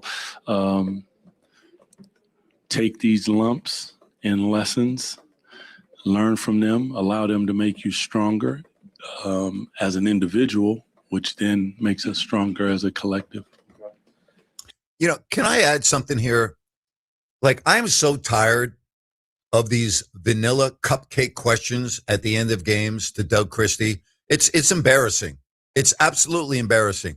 All right, I'm so tired of hearing about Doug Christie's work ethic and his love for Sacramento. Like, we already know that. All right, do you think that Jordy Fernandez in Brooklyn doesn't have a great work ethic? Do you think Rick Carlisle with the Indiana Pacers doesn't have a great work ethic? Do you think Jason Kidd with the Dallas Mavericks doesn't have a great work ethic? Can we stop it with this nonsense? Okay. And we don't have to even ask Doug about his loyalty to Sacramento. We get all of that. All right. It's old news. Move on to something else, would you please? That doesn't excuse what is going on the floor. It doesn't excuse what's going on in the front office and with ownership. Stop it. Leave the emotions at the door when you are going to concrete, objectively evaluate a team. The emotions in it need to be put aside. All right. If you really want to evaluate what's going on, forget about the fact that Doug Christie is a former player for the Sacramento Kings. This is professional sports. It is a bottom line business. It is a win and loss business. And it is a business where is there light at the end of the tunnel if you are losing. And right now, there's not a lot of hope with this franchise. And right now, the majority of fans are putting all of their eggs in the basket of the upcoming NBA draft. That's where we are at. So I don't really give a damn about Doug's work ethic. I don't really give a damn that he played with the Sacramento Kings for 25 years ago. We get all of that. We understand that. All right, it is a given. It's a known. The fact that they've lost 14 in a row doesn't make me feel any better that Doug was part of the team in 2002 that went to 7 games and lost to the Lakers in the Western Conference Finals. I don't care. It's not relevant. Doesn't mean anything. I don't want to hear about the guy's work ethic. Enough of this already. Can we please move on from this vanilla cupcake question nonsense that we hear after every single game? How about asking some tough questions? Is that hard to do? Good Lord. I'll meet you in the middle, okay? Every coach should have a very good work ethic. They do. Here's the thing where I'm going to stand up for Doug. He is off the bench coaching like it is game 7 with the young guys with 2 minutes left on the clock down 35 points, Grant, a lot of coaches would have their butt in the chair. He's not doing that. So it doesn't need to be pointed out every single game, but I do think you have to acknowledge that. It'd be very easy. So it's his style, right? So how's that any different? How's that any different from a coach that's won multiple championships like Greg Popovich, who when his team was having a bad year, all right, at the when they got the number 1 draft pick for Tim Duncan, before that David Robinson, that's not what he was doing at the end of games. What does that mean? He didn't have a great work ethic, that he didn't care about the team. I think we're here's the problem, Ryan. Things are so bad with this franchise that we're looking for things to talk about that don't matter in the totality of everything. That's fair. All right. I mean, that's where we're at right now. That's a fair point. That's where we're at right now. I've never questioned Doug Christie's work ethic. I've never questioned his love for the community. I actually pointed out when I criticize him, right, because it's known already. But we need to move on from that. Like, are we going to give a coach in professional sports a pass because they used to play for the franchise? Let me tell you something. Vlade Divac, who's got his jersey hanging up in the rafters, was fired by Vivek Ranadive, okay, who hired Vlade, who loved Vlade, who was a huge fan of Vlade, and then put a knife in his back by talking to Joe Dumars behind his back and talking to other NBA executives behind his back. Then Vlade found out about it. All right, it's the same thing that Vivek did to Pete D'Alessandro when he hired Vlade. Pete didn't have any idea that Vlade was coming on. Vivek did all of this behind the back of an acting general manager. Then he did it to Vlade. I mean, it's a joke what's going on. It's a freaking joke. I mean, can we just talk about the reality and the minutia of professional sports? And there's a right way to do things and a wrong way to do things. But when things go bad, we shouldn't have to manufacture positive things to talk about to make you feel better, such as a coach's work ethic and his love for the community. I mean, it's getting old already. I mean, I don't know what else to say, Rhino. To me, it's getting old already. At some point, don't we have to move on from that? You do. I don't disagree with you. I guess my point is, how do we point out the positives with this team going forward? Do we need to make sure it's a true positive? That it's a sample size of positive before we give credit? Or are we doing what you're saying? Just looking for the good in bad? Here's the 2 positives that you can talk about right now. Dylan Cardwell and Max Reynaud.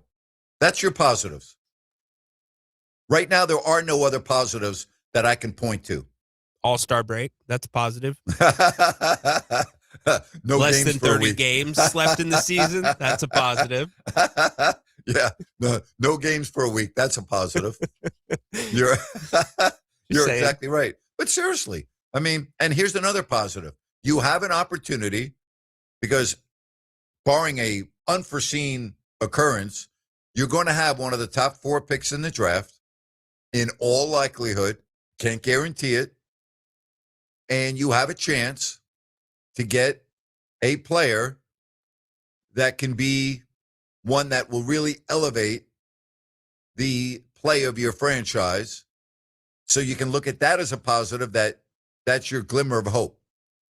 Yeah, and Scott Perry has drafted well and scouted well thus far. Now, you have to put the caveat on that the Kings organization has done that well the last couple of years on the back end, y'all. Don't come at me on the back end finding undrafted players, because it has been 3 seasons in a row that they have elevated, developed, and found an undrafted player that ultimately was converted to a full-time roster spot. Now, maybe that's because the team was bad, but Grant, those teams weren't bad.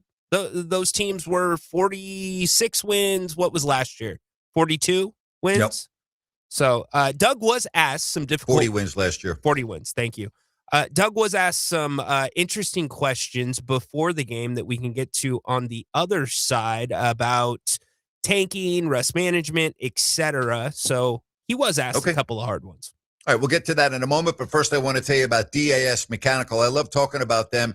A lot of people right now thinking about HVAC retrofitting and service for 2026. We've talked about, changing your current system if it's 15 years or older. And what DAS Mechanical has is a wealth of experience and so many satisfied customers to back up what they do when it comes to heating and air. And I love talking about them every day after meeting Nick Delancey a couple of months ago and learning about their business model. But I talk about people that are right now changing their heating and air systems from gas to all electric to become more energy efficiency with, energy bills dropping. DAS Mechanical are experts with that, and almost all of their work right now is in that area, right? I'm talking about gas to electric, whole system changeouts. That's what they do. And if you go to dasmechanical.org, you can book everything online, check out all of their great reviews and their numerous awards. Homeowners, businesses, they do it all. Serving Sacramento and Placer counties, family-owned and operated, HVAC retrofit and service specialists. Yes, they do new systems. They do it all. And if you need financing, they have many options, including 0% interest for 18 months. Again, schedule everything online at dasmechanical.org. D as in dog, A, S as in Sam, mechanical.org. More sound, more on this topic when we come back on Fox Sports Sacramento.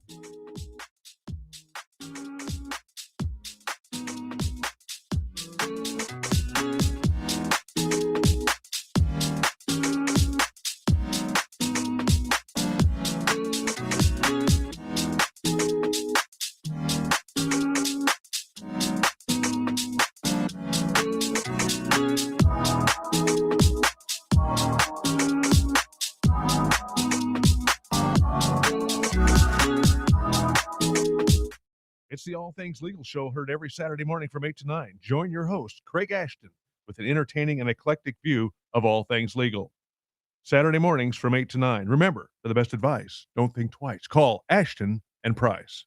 There's a great American pastime that the entire family can enjoy together, located right outside of Sacramento. The Golden State Shooting Center welcomes you. The Golden State Shooting Center is an 80-acre clay target shooting facility. It's the home of numerous youth sport shooting teams from the region. Over 1,000 high school students from Northern California are on sports shooting teams, and 10 of the Western United States' top shooting teams train at Golden State Shooting Center. New members are being accepted now. For details, visit goldenstateshootingcenter.com. Do you need new tires, but you've been putting it off? Don't wait any longer. Get the best in tires today and save. Get to Express Tires at 7215 Watt Avenue. They've got sets of Bridgestone and Firestone tires on sale and on site, ready for your car or truck. Get to Express Tires and save big by getting their 60-minute install guarantee. Express Tires, 7215 Watt Avenue, Sacramento. Express Tires, take care of your car or truck and protect your wallet. Express Tires, 7215 Watt Avenue, Sacramento. Are you SAC Alert? Have you signed up to receive emergency alerts via phone, text, email, or app? Well, what are you waiting for? Winter is coming, and that means there is potential for storms and flooding in our county. Don't get caught off guard or left in the cold. Get urgent storm evacuation and shelter information immediately sent directly to your device. Sign up today at sacramento-alert.org. Again, that's sacramento-alert.org. It's free, quick, and easy to do, and can literally be a lifesaver. Decisions determine results. So which path do I want to take? Help people in need or stand on the sidelines watching? Worry about how to pay for school or have my education paid for? Push myself and learn new skills or stay the same? My decision is to serve part-time with the Army National Guard, and my results will be life-changing. What will you decide? Go to NationalGuard.com to learn more about part-time service. Sponsored by the California Army National Guard. Aired by the California Broadcasters. You served behind the desk. You served in combat. You did 4 years and got out. You were drafted. You gave 20 years. You gave exactly what your country needed. You are a veteran. You are a veteran. You are a veteran, and you deserve support. If you're struggling with life after service, don't wait. Reach out. Find resources at va.gov/reach. Brought to you by the United States Department of Veterans Affairs and the Ad Council.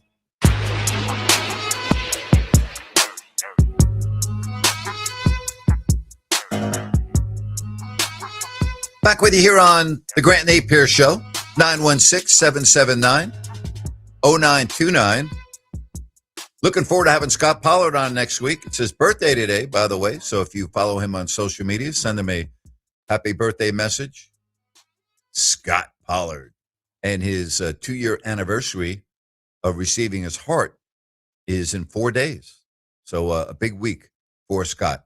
And we'll talk to him about some of the top players in college basketball, including Mr. Peterson from Kansas, and get his take on that. That is coming up next week. 916-779-0929. From the 916, is it fair to say the Kings organization is the worst run organization in all of sports? Can you think of any other sports team that is worse? Listen, I can't say it's the worst because I don't have the knowledge of, all of the bad franchises in sports and what the reason is. I mean, the Raiders are in that category. I don't think the A's are in that category. A lot of people disagree with me, but I don't have them in that category. But the Raiders are in that category. And by the way, the reason why I don't have the A's in that category is it is a bottom line business. And if you're going to just keep it to, let's say, a period of 10 years, the A's have had some pretty good seasons in the last 10 years. And if you want to keep it to 20 years, well, in the last 20 years, the Kings have only been in the playoffs one time. That's pretty bad. The Raiders haven't won a playoff game during that 20-year span. They've only been, I think, in 2 games. So, I mean, they are, to me, mirror images of one another. Let's get back to some sound, though, from last night, Rhino. Yeah, happy birthday to the big man, Scott Pollard. Looking forward to having him. And by the way, don't ruin his birthday if you send him a message and put 2 T's on the end. T. One That's T. right. 1 T. Yes. So Doug was asked about the evolution of players sitting out and rest management compared to when he played basketball. Maybe. Actually, it was Karl Malone. He like ripped a webbing of my finger, and I could look down in my finger, and 2 days later I played. It's a good question. I think that when we think about health and different things, we've learned a lot, and we continue to learn. And sometimes maybe we learn too much. So I hope that answers your question without me getting in trouble. Yes. The one thing that I really found extremely interesting from what Doug said, and I know you're going to play this, was he discussed soft tissue injuries. Yep. And the way training is right now. And I thought he hit it right on the head, to be honest with you. Yeah, nailed it. And I thought in that last drop where he said maybe too much information, I thought that was spot on as well. So Doug was asked about the game being played differently now. You have guys playing positionless basketball, meaning there's more closeouts for the big men on the perimeter, et cetera. And as Grant just laid out, Doug got a little bit more into detail about injuries. I think when you see soft tissue injuries and a lot of different things, I don't know if too much, but I think there's the adaptability to the body. You have to train properly. So, there was a time where we played all the time. And I think if you are going to play, you have to imitate what you do. Working out in the summertime with cones constantly probably is not the best solution for you to understand how to play at a high level in this league. There are times for that, in my opinion, but it's a really good question. I think that as we go down the rabbit hole and we learn about more training and body and all that, there has to be a medium, because you're right. Like, guys are flying around. I totally get it. But at the same time, it is just basketball. So we have to figure out that fine line between too much, as you say, and being available, because that ability is the best ability. That's a great soundbite from Doug, and he hit it right on the head. And I will tell you that being around Doug as much as I was, we had a lot of conversations in regard to this. And he said something to me one day that has always stuck in my mind. He said one of the biggest mistakes that players make now is trying to work out on the offseason and to get through an 82-game schedule, he said they got the mentality all wrong. This season starts after 82 games.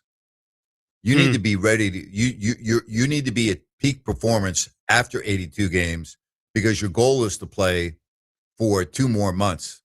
And he said, so when you are working out and you're getting ready for the grind begins after the 82nd game. It's not over after the 82nd game. And that was his mentality. And I thought, that's a guy that gets it.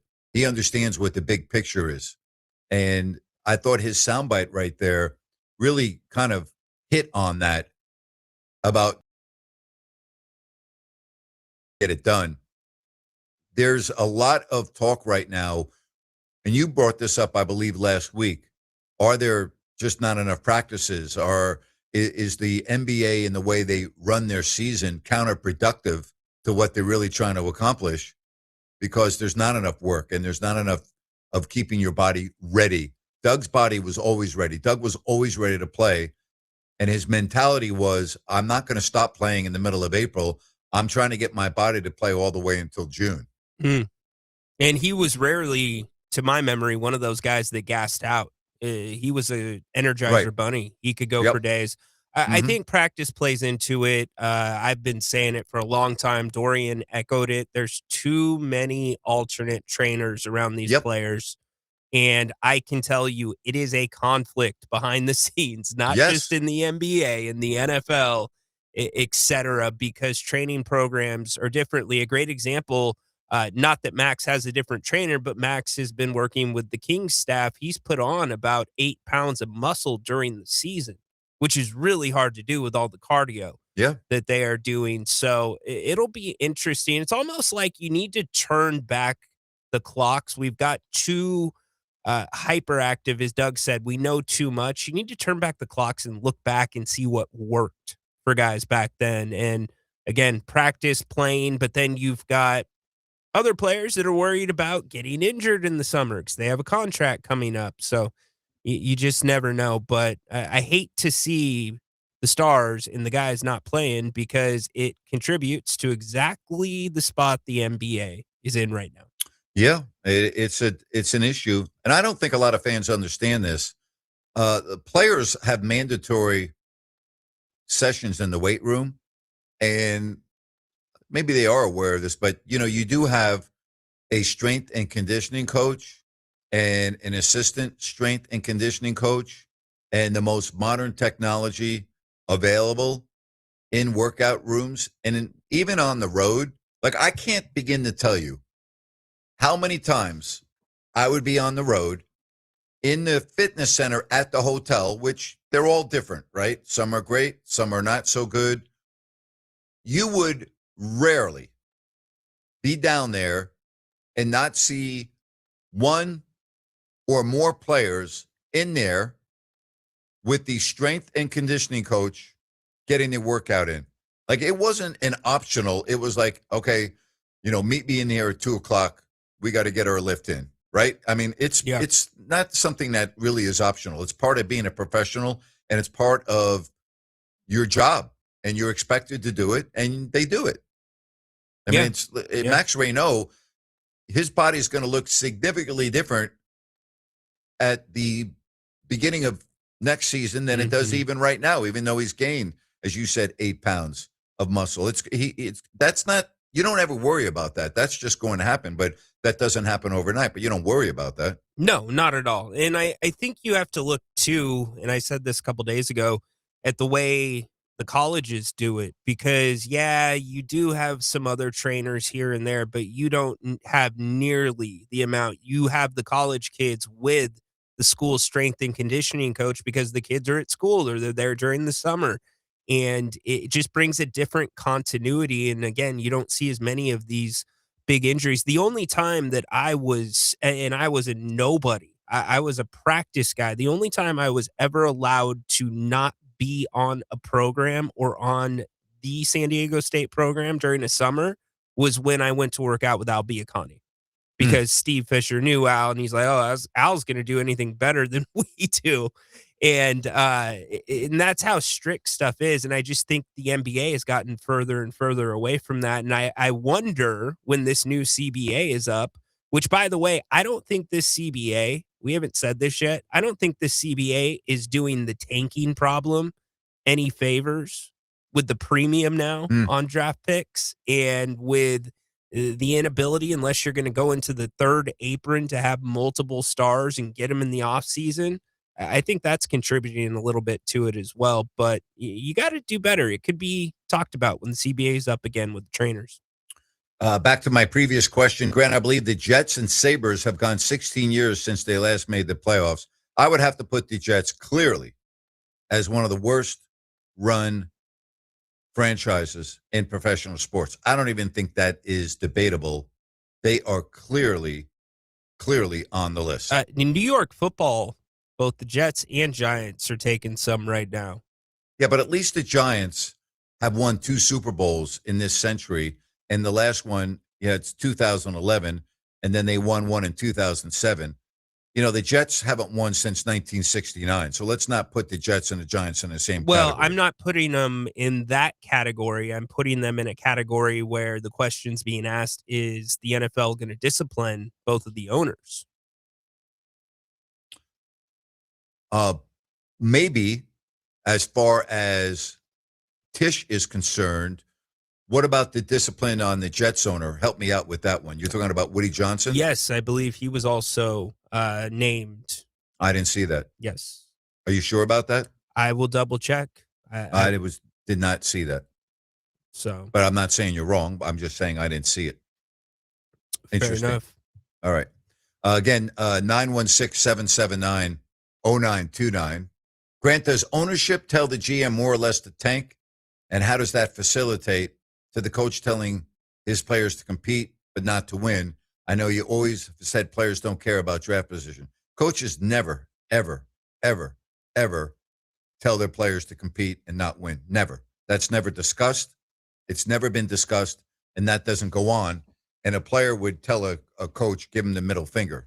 So, like, the players that play, as I've said, they do not care at all about that. All right? They do not care at all about draft position or anything of that magnitude. They just don't. I mean, you have to understand that.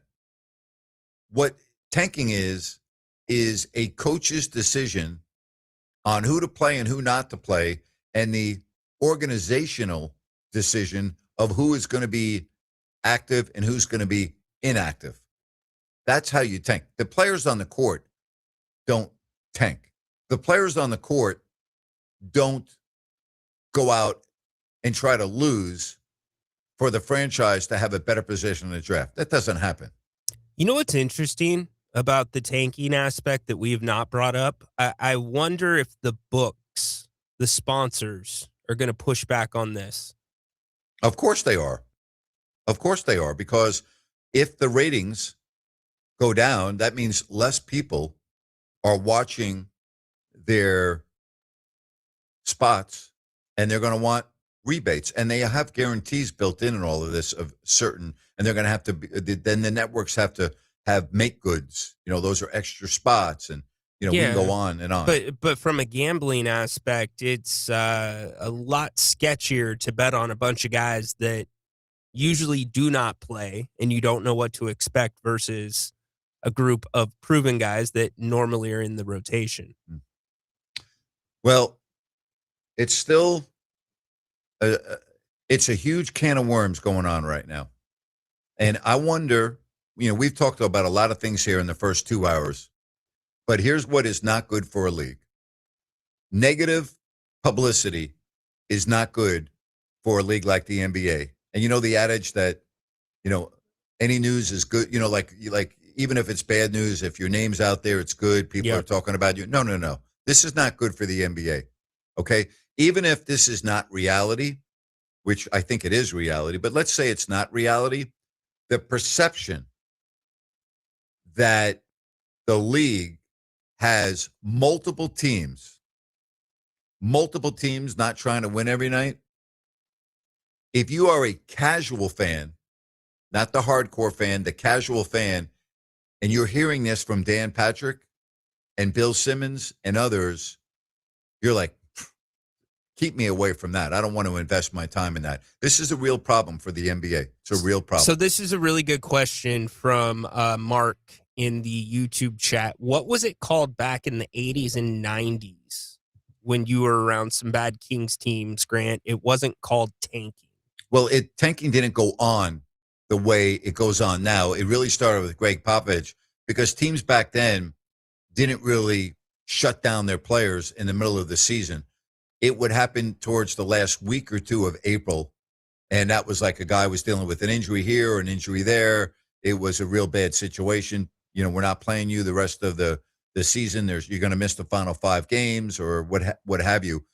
Back in the era that you're referring to, players were in their mindset going to dress and play for all 82, like DeMar DeRozan has this year, or like Harrison Barnes has done pretty much every year in his career, and that's the way it was. And it didn't really start becoming, quote unquote, fashionable until Greg Popovich did it with the Spurs. It didn't happen back then. Jaren Jackson Jr. shut down. Yes, I saw that. See that? Yeah. Yep. He's going to be shut down. He has a growth in his knee. He's going to have surgery. They expect him to be absolutely fine for the start of camp.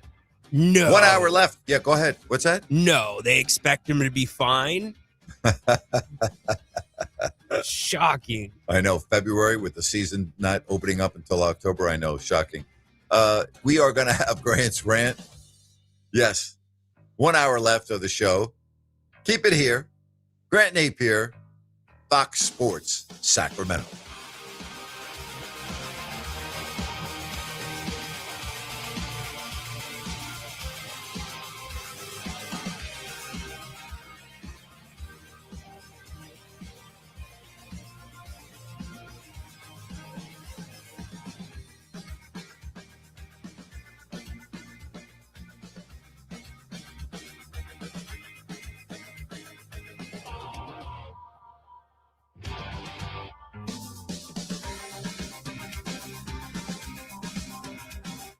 Homeowners, for any electrical project you need done, trust the good dudes at Gabroods. Locally owned, 5-star service experts, always transparent prices and solutions. Say goodbye to your electrical issues. Call Gabroods or visit Gabroods.com. G-U-B-R-U-D-S. Maybe it could be said that New Year's resolutions are simply meant to be broken. If, like most people, you've already abandoned your promise to live healthier in 2026, you're not alone. But when it comes to being healthy and happy, it's never too late to hit that reset button and start living your best life. Sacramento Naturopathic Medical Center invites you to schedule a free healthy aging consultation with Dr. Dennis Godby, an accomplished author and expert in the art of aging gracefully. As we get older, things change. A lot of us will experience lower energy levels. Some of us may experience a lack of motivation. And for guys, the onset of middle age can mean a lower libido and oftentimes ED. These things can be caused by low testosterone levels, which can usually be safely and easily treated. Visit gettingbetternow.com today and schedule your free healthy aging consultation with Sacramento Naturopathic Medical Center located in Midtown. Living your best life is something you can get started on today. Visit gettingbetternow.com. NASCAR fans, the Daytona 500 is here on Fox Sports Radio. Tune in for every lap this Sunday starting at 10:30 only on Fox Sports Radio, 890 AM and 104.7 FM. Your home for Dan Patrick, Colin Coward, and Grant Napear. Out here in the middle of all these acres, it can feel like you're the only person on Earth. And sometimes that's how it feels when you're going through tough times. Trouble sleeping, your mind racing. So what do? We get help. There are people in our community who are here for us. Sometimes just talking to someone can make all the difference in the world. Find more information at loveyourmindtoday.org. That's loveyourmindtoday.org. Brought to you by the Huntsman Mental Health Institute and the Ad Council. I'm Dan Patrick, and this is Above the Noise. The NBA has long carried the reputation of being a big market league. Spend deep into the luxury tax, lure marquee free agents, stack stars in glamorous zip codes. That's the winning formula, or at least the perception of it. The truth is somewhere in between. Money helps. Market size matters, but the current standings are offering a powerful counter argument. The defending champion Thunder sit atop the Western Conference. The Pistons own the best record in the East. The Spurs right behind the third best record in basketball at 38-16. None of these franchises are flexing massive payrolls. None of them built their cores by landing superstar free agents. None benefited from an elite player forcing his way to town. This is team building the old-fashioned way. Small markets are not supposed to dominate like this, but Oklahoma City, Detroit, and San Antonio are proof anyone can compete when built the right way. I'm Dan Patrick, and this is Above the Noise. Tires matter. They're the only part of your vehicle that touches the road. Tread confidently with new tires from Tire Rack. Whether you're looking for expert recommendations or know exactly what you want, Tire Rack makes it really easy. Fast, free shipping, free road hazard protection, convenient installation options, and the best selection of General tires. Go to TireRack.com/Dan to see their General tire test results, tire ratings, and reviews, and be sure to check out all the special offers. TireRack.com, the way tire buying should be. At Heartland Steakco, they take their bacon seriously, from their double smoked hickory to their honey jalapeno, which brings sweet and spicy together for the perfect combination, to their all-new bacon flavors like whiskey peppercorn with its smoky richness, to their applewood double smoked bacon that's smoked over real applewood chips. Ordering is easy at heartlandsteakco.com. And right now, when you spend $199.99 or more, you'll get free shipping plus 2 pounds of bacon with promo code BACON. Grant's back. Join the conversation every weekday afternoon beginning at 3 p.m. KSAC 890 AM Olivehurst, K284CM 104.7 FM Sacramento. It's time for Grant.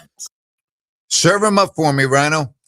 Grant, I tuned into the Olympics last night to check on Mike Tirico, and I ended up sticking around for the figure skating. It was the couples dance figure skating. And to my eye, the Americans did a better job than the France couple. Well, let's get this right, Jezebel Dubois dramatically misscored the Americans' routine. It was well below what the other two judges scored, and this was not the first time this week that it's happened. She did the same thing with, guess what? Another French duo, where she scored the Americans dramatically lower, leading to gold medals for both French teams. So now she is under some scrutiny, and the Olympic Committee is going to probably look into her per multiple reports. Hey, Grant, I don't know figure skating from anything. The Americans deserved the gold last night in that dance routine. Second, the Kings are the only team in the NBA without a representative at the All-Star game. It was announced Cooper Flagg is not going to participate in All-Star Weekend, and he was replaced with Ace Bailey. It should have been Max. You could even make a small argument for Dylan Cardwell because of his style of play. And last but not least, Damian Lillard, who is still rehabbing from that torn Achilles, he's participating in the three-point shootout. Have a problem with that? Yeah, I do have a problem with that. I have a problem with the entire All-Star Weekend. I'm not necessarily one that thinks that every team needs to have a representative, but like, I'm with you. If Cooper Flagg can't play and you're looking at what Max Reynaud has done and you don't add him to the team, that really doesn't make a lot of sense to me. I saw De'Aaron Fox was added on to replace Giannis Antetokounmpo, and they're going to make a shift. One of the players on the U.S. is going to go play for the world team and blah, blah, blah. Like, you know what? Wake me up on Monday when it's over, would you please? Again, I think Max is getting screwed here. I mean, I think he is one of the top 10 rookies currently in the NBA, and I don't understand why he would not have been added, and Ace Bailey was added. Like, really? Ace Bailey was added to the Rising Stars game instead of Max Reynaud? Yeah, it is kind of a slap. It's kind of like the Sacramento Kings don't exist in the NBA. I know they have the worst record. I get all of that. I know they're the laughingstock of the NBA, but that doesn't mean they're players that are deserving should be penalized for that. And maybe at this point, Max is okay with it. because he's got plans. And again, I'm saying maybe, I don't know. I haven't talked to Max, and it would have messed everything up. I don't know why he is not added. Maybe they asked the Kings organization and he said no. I mean, there are all types of possibilities. What I do know is he is somebody that clearly, in my opinion, is one of the top 10 young players in the NBA in their first year, and he's not being represented. Is that a slight to Sacramento? Maybe it is. I don't know. All I know is what I know, and there are a few individuals that are playing on the rookie team that I don't think have had better years than Reynaud. And as far as the judge, kick her out, right? I mean, it's a joke what happened last night. It's an absolute outrage. And the fact that she is allowed to be a judge at the Olympics is a disgrace. Every 4 years, you got a chance to win a gold medal, and they get absolutely railroaded because of the ineptitude of a judge. She shouldn't be there. It's an easy decision. Ban her. Done. You're no longer a judge. Very simple. And those are my rants for today. Yeah, Madison Clark and Evan Bates, the Americans, they are married. They've been doing this together for 15 years.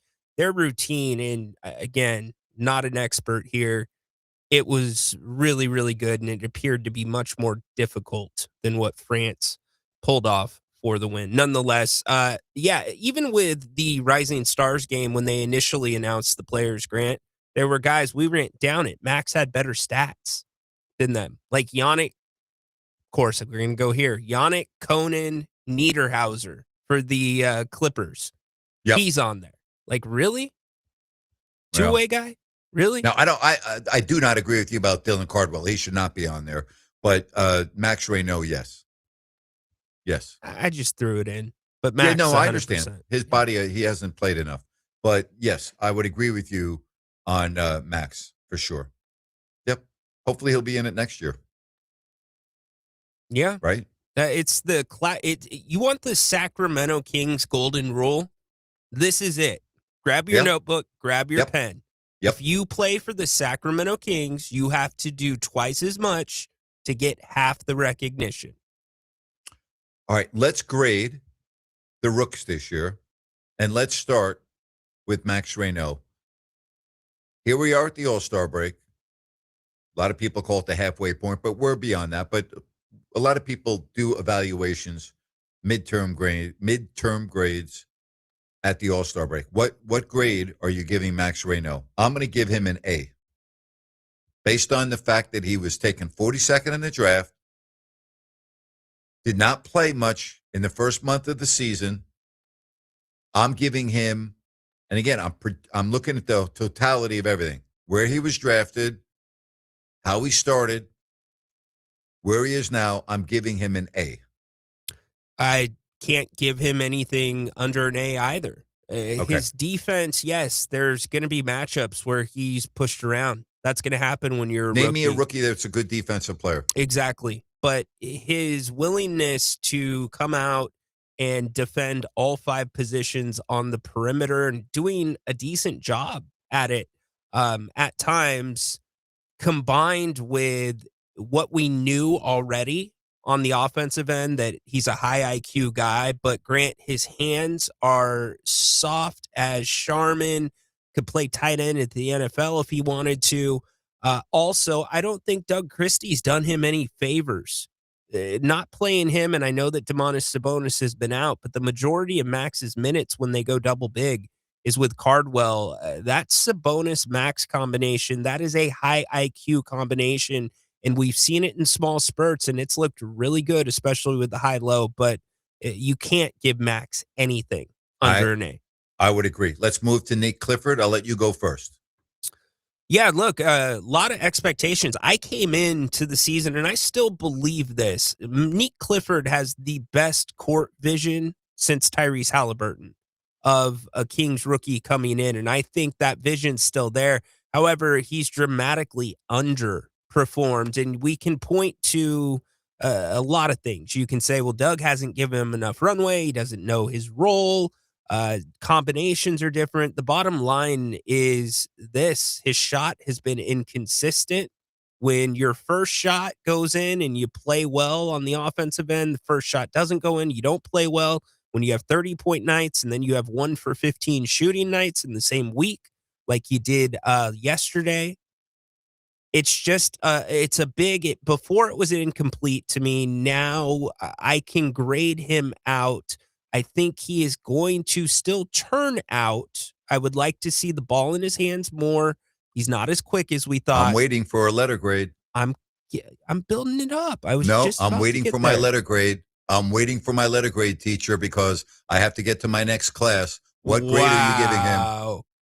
I'm giving him a C. Me too. I'm giving him a C. You and me are on the same boat. I'm giving him a C. I thought about C minus, but I like his defense because I have to look at both sides of the floor. His offensive game is wildly inconsistent. I don't think he can play point guard in the NBA. I don't think he's fast enough. I don't think he's quick enough. I think he can have the ball in his hands at times, but I don't think, the dream of Scott Perry, we can play him at point. I personally don't see that. I'm giving him a C. I do think his ceiling is high, though, but right now I'm giving him a C. Okay. Dylan Cardwell, you're up. I'm giving him an A based on the fact that he was undrafted, based on the fact that he couldn't even get onto the floor at the beginning of the season and where he is right now. And again, I'm basing it on being an undrafted player into the NBA.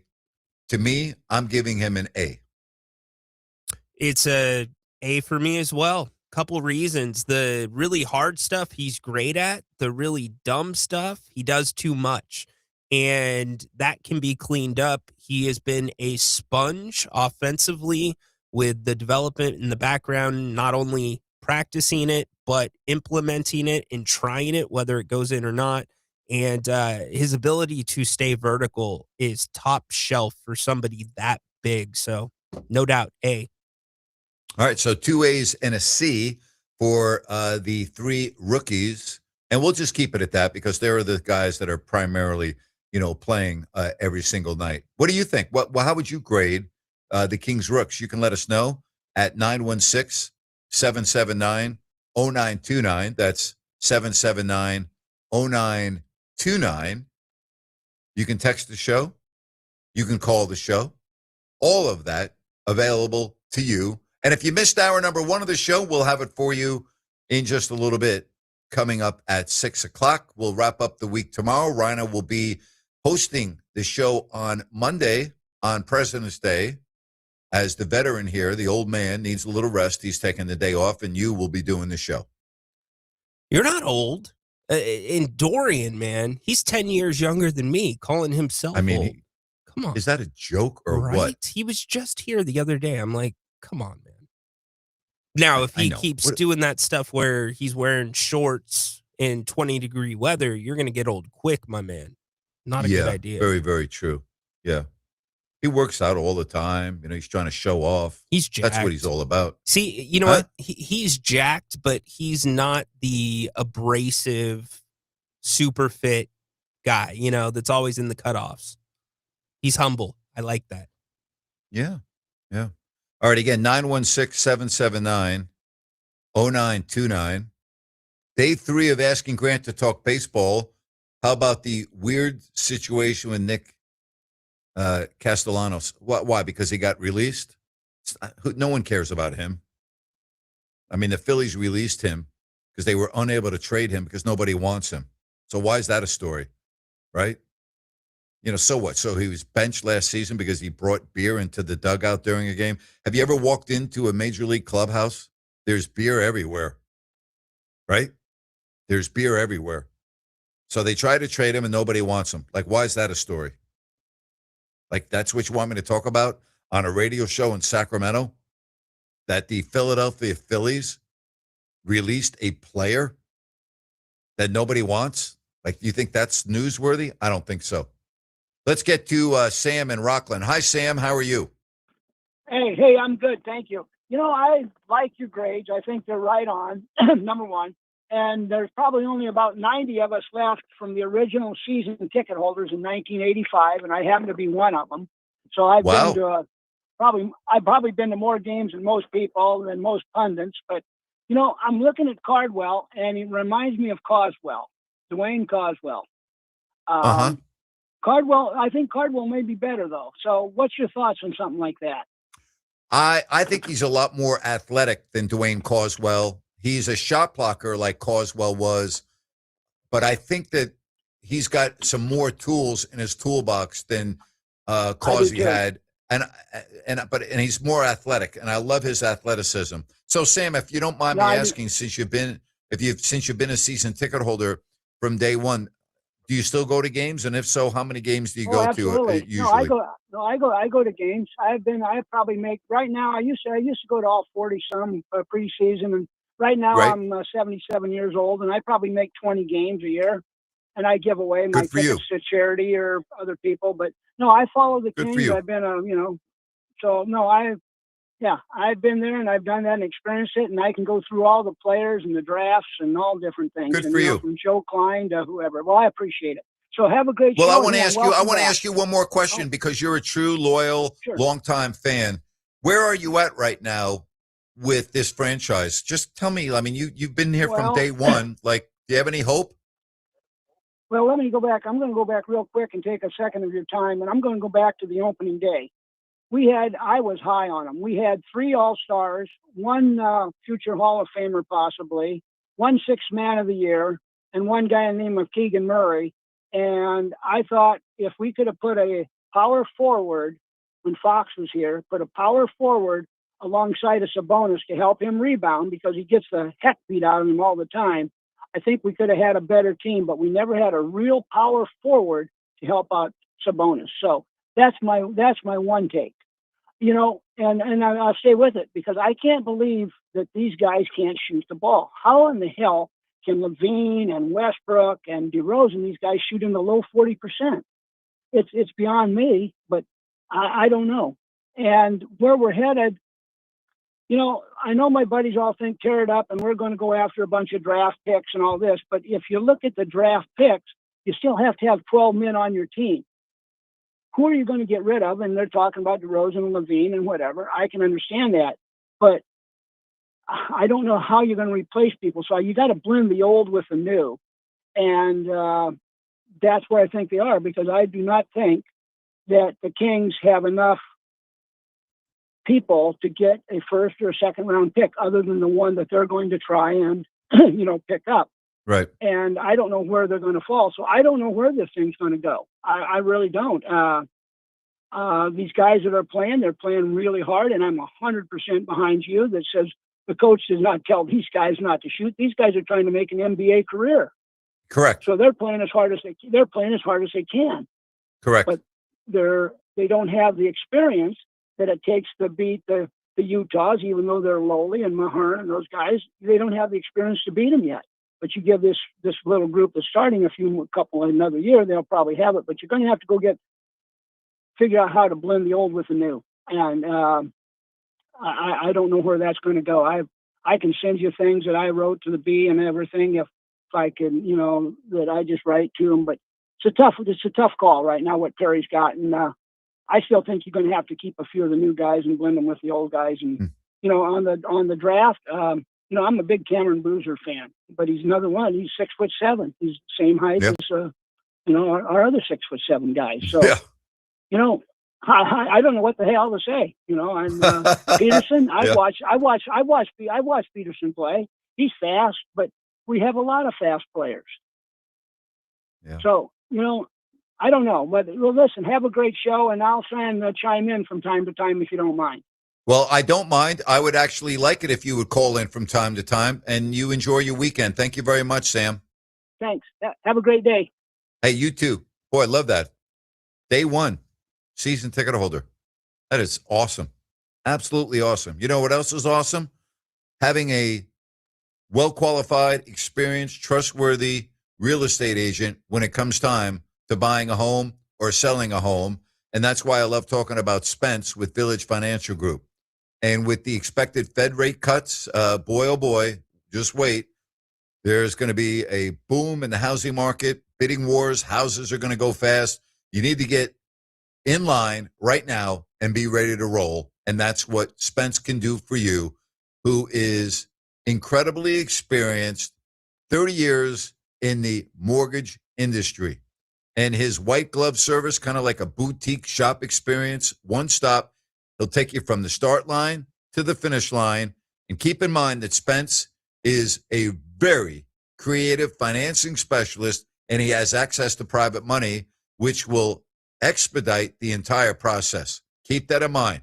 He has access to private money. Thousands of listings available right now.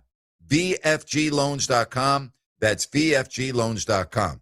If you are going to be in the real estate market in 2026, keep this in mind. It makes sense to call or text Spence at 916-805-4868.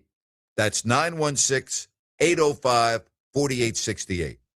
Village Financial Group, looking out for your best interest. Coming right back. Good stuff from Sam. Love that. 1985. Been there from day one. What about you? How long have you been a Kings fan? Do you have hope or not? Where are you at the All-Star break? Grant Napear, Fox Sports Sacramento.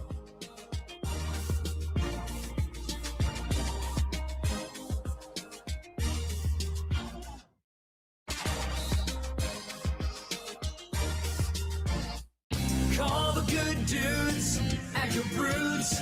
G-U-B-R-U-D-S. Homeowners, if you have an electrical project you need done, then you need the good dudes at Gabrudes. Family owned and operated for 30 years, Jay Gabrude and his team are the area's recognized experts for everything electrical, from the very basic like repairs, lighting upgrades, and whole house fans, to the biggies, panel replacements, EV stations, and backup generators. Gabrudes does it all and does it right the first time. They're actually the guys their competition recommends. Gabrudes, expert 5-star service and always transparent, honest prices and solutions. Say goodbye to your electrical issues. Visit Gabrudes.com or call 24/7 and speak with a real live person. Gabrudes, G-U-B-R-U-D-S. Call the good dudes at Gabrudes. G-U-B-R-U-D-S. Gabrudes.com. If you need a new set of top brand tires, Downtown Ford Sacramento has great news for you. For a limited time, we'll beat any competitor's price on a new set of 4 tires. Then kick you down a mail-in rebate of up to $150. And that includes major brands like Pirelli, Bridgestone, Yokohama, and Goodyear. Some restrictions apply. Visit downtownfordsacramento.com for details. Downtown Ford Sacramento on Howe Avenue. Online at downtownfordsacramento.com. As veterans, we're no strangers to helping others. That's what we were taught, service before self. But we do have one question for the veterans listening. When was the last time you reached out for help? If you or someone you know needs resources, whether it's for stress, finances, employment, or mental health, don't wait. Reach out. Find more information at va.gov/reach. That's va.gov/reach. Brought to you by the United States Department of Veterans Affairs and the Ad Council.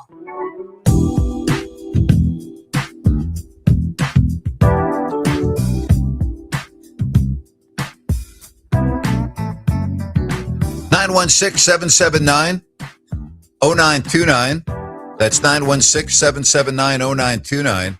Rhino, what did you make of Kevin Durant's comments about Nikola Jokic and Luka Doncic? Did you look at that as a race thing, that he was saying, read between the lines, look at what's going on? Did you take that as you're only coming down on the black players as far as not playing hard in the All-Star game? No, not at all. Okay.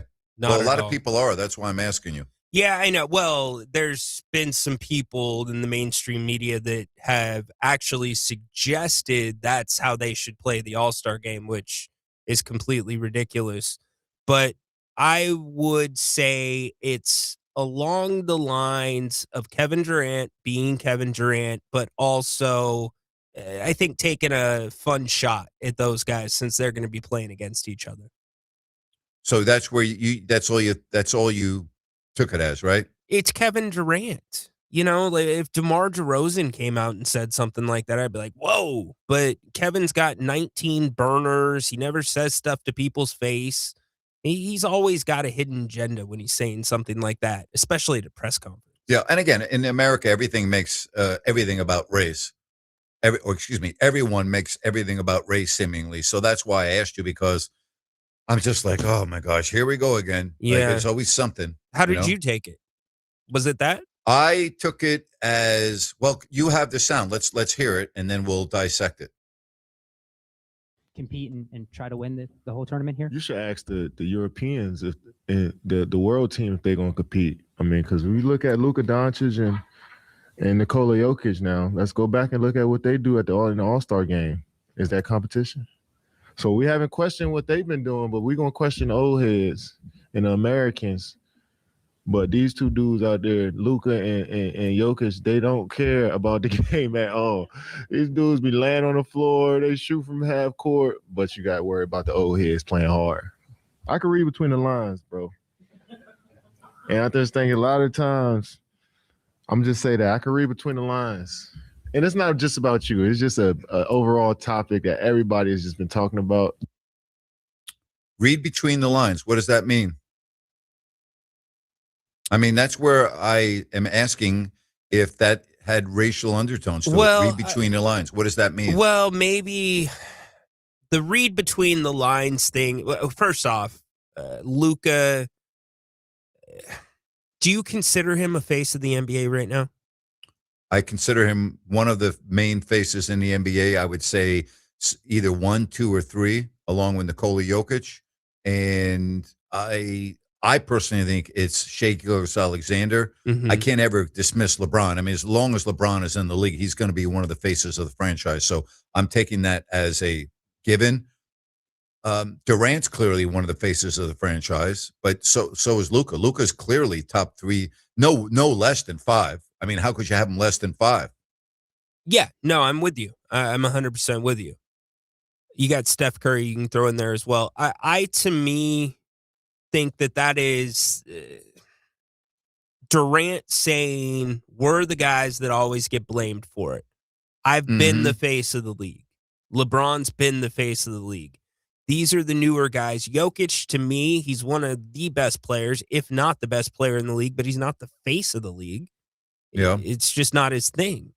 And the NBA doesn't market him that way. So I think it's like, hey, why don't you send some shade their way as well? They're doing it too. They're the younger generation.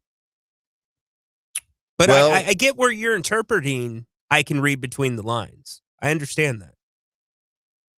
I'm just wondering if that will be something that he'll be asked about often this weekend. I hope not. I hope we can get away from that. Because when he talks about, well, he did say European and then world, right? Because world would include SGA, right, etc. You know when the All-Star game died? It's when Kobe Bryant retired. That is literally when the All-Star game died. Very true. Very true. You know? He carried that torch from Michael. You remember Kobe going up and just annoying Michael, and you would hear, or you did hear, ultimately, you were there for it when Michael Jordan talked at Kobe's service, how Kobe was always badgering him. You know, Kobe took that torch from Michael and paid it forward and played it forward to this group. And that's where I say that torch was handed to LeBron and he just stomped it out. I think the All-Star game will improve this weekend, but not to a point where we're raving about it on Monday or Tuesday. You on Monday, me on Tuesday. I can't imagine it being any worse than it has been. I think the players are going to take it upon themselves to raise the level somewhat. But, okay, so that's subjective because it depends on your expectations. If you watch the Four Nations hockey tournament and you go into the NBA All-Star game expecting that, you're going to be disappointed. So how are you going into it watching it? I'm not watching it, so I don't care. But I can't imagine the rhetoric coming out of All-Star Weekend being any worse than it was last year. Last year, the level of play was an embarrassment, so much so that all anyone was talking about was the hockey tournament, the Four Nations tournament, and could the NBA mirror that in somehow? And now they are trying to do that. Yeah, it's funny because Adam Silver was staunch against USA versus the world. Yes. It just wouldn't work. You've got too many USA players. What if there's a ton of European? I would say 2 years. I didn't think the All-Star game could get lower than 2 years ago in Indianapolis when they roll it out at Lucas Field and they've got an LED court. Yep. And Adam Silver is doing the trophy presentation. Well, I guess you guys scored the most points. Congrats. Just the kick to the where for Yeah. him, and they lobbied last year for those guys to play hard, and it just didn't happen again. I mean, Grant, is it disrespectful to previous All-Stars? Like, I think about an Oscar Robertson. I think about those guys that are still living that played in that game. Well, you heard Olden Polynice on with me yesterday. Said a lot of players used to go to All-Star Weekend that weren't involved. They wanted to be part of it. That doesn't happen now for the most part. I mean, you still do You see some, but I mean, Yeah. there were a lot of players that used to make that part of their weekend. It's a good point. Yeah. I think most of the players that played in yesteryear just understand the way the game's played, societal changes, everything else. I don't think they're really that bothered by it. Fair enough. That would be my take on it. What do you think? 916-779-0929. That's 916-779-0929. It says, Sam deserves a Bennett's gift card. Good call. Loved his take on the team and appreciate that he gives some of his season tickets to charities. I don't agree disagree. with that. Yeah, I don't disagree. Yeah. I would like to sit down with Sam and pick his brain. That would be nice. Hey, Think about that. Day one, him and Jerry Reynolds, they could have some conversation. That would be, we might have to set that up. Jerry always likes a free meal. We can maybe get that going. Hey, I have a question for you since Bennett's came up. Completely random. It's travel hour. I guess you could make it about travel if you're going out someplace on vacation and having breakfast. When you order a poached egg or a dish with I don't eat breakfast. I only eat watermelon in the morning or a fresh fruit, whatever's in season, and some nuts, and that's it. I don't ever eat breakfast.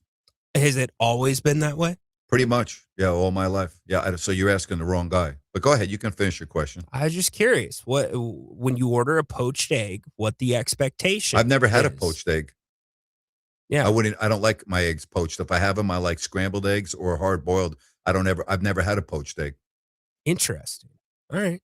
I prefer over easy, but there's certain dishes that eggs come poached. All right. So your question is what then?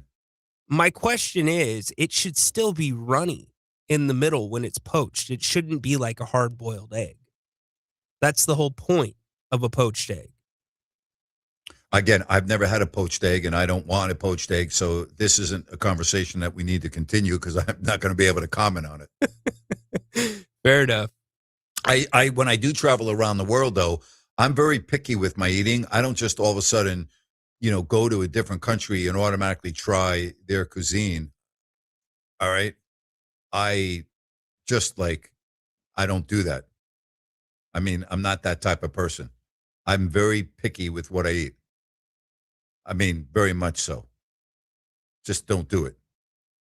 All right. What about you when you travel? Do you eat whatever the local food is? 916-779-0929. Like I remember getting off the airplane in China and going to some of the markets in Shanghai. I'm like, oh, no. I'm not eating that. No. So no, I'm not just automatically all in when it comes to the food in a foreign country. Let's get to Dan in Corning. Hello, Dan. Hey, how's it going, Grant? I listen a lot, but I don't call very much. But I was just wondering, do you ever? I'm from Northern California. I used to live in Sacramento when I was a kid. Moved up to Northern California. Do you ever remember when the Kings played exhibition games up at Shasta College, and they do some over at American River, and they would be at a couple of the junior. You do remember those? Yeah, we went and saw them up at Shasta College when I was in 8th grade because my mom didn't want to drive to Sacramento. So I really enjoyed the caller from earlier. I enjoyed talking to like old time Kings fans because when the Kings moved to Sacramento when I was 9 and we were still living there, and I listened to them in a little radio in my mom's bedroom, and my mom got me into basketball because she liked the Celtics. She grew up in LA, hated the Lakers. But I was just wondering if you remembered that, that like how the Kings used to go around and they were in the community. I mean, I do remember. Well, first of all, when I had Joe Klein on a month ago, he talked about they didn't have a gym to practice in, and they would look for gyms to practice in. And there were times when they would show up to a gym with regular people, like playing basketball on the next court, and they were like, "Wow, the Kings are practicing next to us." Like they didn't have a gym, they didn't have a practice facility. And I remember going to the Salvation Army for a lot of Kings practices right in downtown Sacramento. They would rent out the gym at the Salvation Army, or they'd be at a local high school gym, or it was amazing. I remember being at Consumnes River College. I just love listening and hearing. There's not that many anymore, but I remember watching, when we first started watching on Channel 13 with Tom Curran and Lucius Allen. And, yes, of course. We were like, and me and my mom were watching, and then you came on, and we had all those good years. And so I don't ever listen to hear from too many Kings fans from like, I hear a lot about like right around 2000s when they started to get good, but this year, I didn't think they would. I didn't think they'd be very good, but I didn't see 14 losses in a row coming. I did not see that. And when's it going to end? What do you think? I'm not sure. I don't know if Vivek would ever sell the team. I don't think that's not going to happen until there's changes in the front office and someone or a group is allowed to come in there, with the basketball knowledge and have the autonomy to control the team and where he just kind of sits back and absorbs the moment. Hey, look at what we've done for you. We brought you a championship. Your job is to stay here, smile, wave, and kind of like Robert Kraft does, those types of things. But I don't know if that's possible at this point. Well, and, you brought up some very good points, though, about what it was like a long time ago. And it's pretty, when you really think back that a professional team in the NBA or any other sport did not have a place to practice and that they had to search for places to practice throughout the season, that's hard to believe, is it not? It's just so hard to believe when you look at where we're at now and everyone has their multi-million dollar practice facilities and every bell and whistle, even our universities. I mean, I mean, go to Alabama, go to Nebraska, go to all these big schools and walk into their football facilities. It's hard to explain. Yeah. Sports has become just a behemoth. I mean, that's the best word I could think. It's turned into something else over the last 2 or 3 decades, and it's still. And then when you put in gambling, and I do hear you speak about gambling, and I don't know how that's going to affect the sport. I don't think it's going to be good, but it is what it is for now. Yeah. But hey, Dan, I do. Good call. Thank you for taking my call. Have a good one, Dan. Hey, thank you very much. I really appreciate that. We'll take a break, and when we come back, we'll get to Mike in Galt and others waiting to get on with Grant Napear on Fox Sports Sacramento. We are Fox Sports. NASCAR fans, the Daytona 500 is here on Fox Sports Radio. Tune in for every lap this Sunday starting at 10:30 only on Fox Sports Radio, 890 AM and 104.7 FM. Your home for Dan Patrick, Colin Cowherd, and Grant Napear. Maybe it could be said that New Year's resolutions are simply meant to be broken.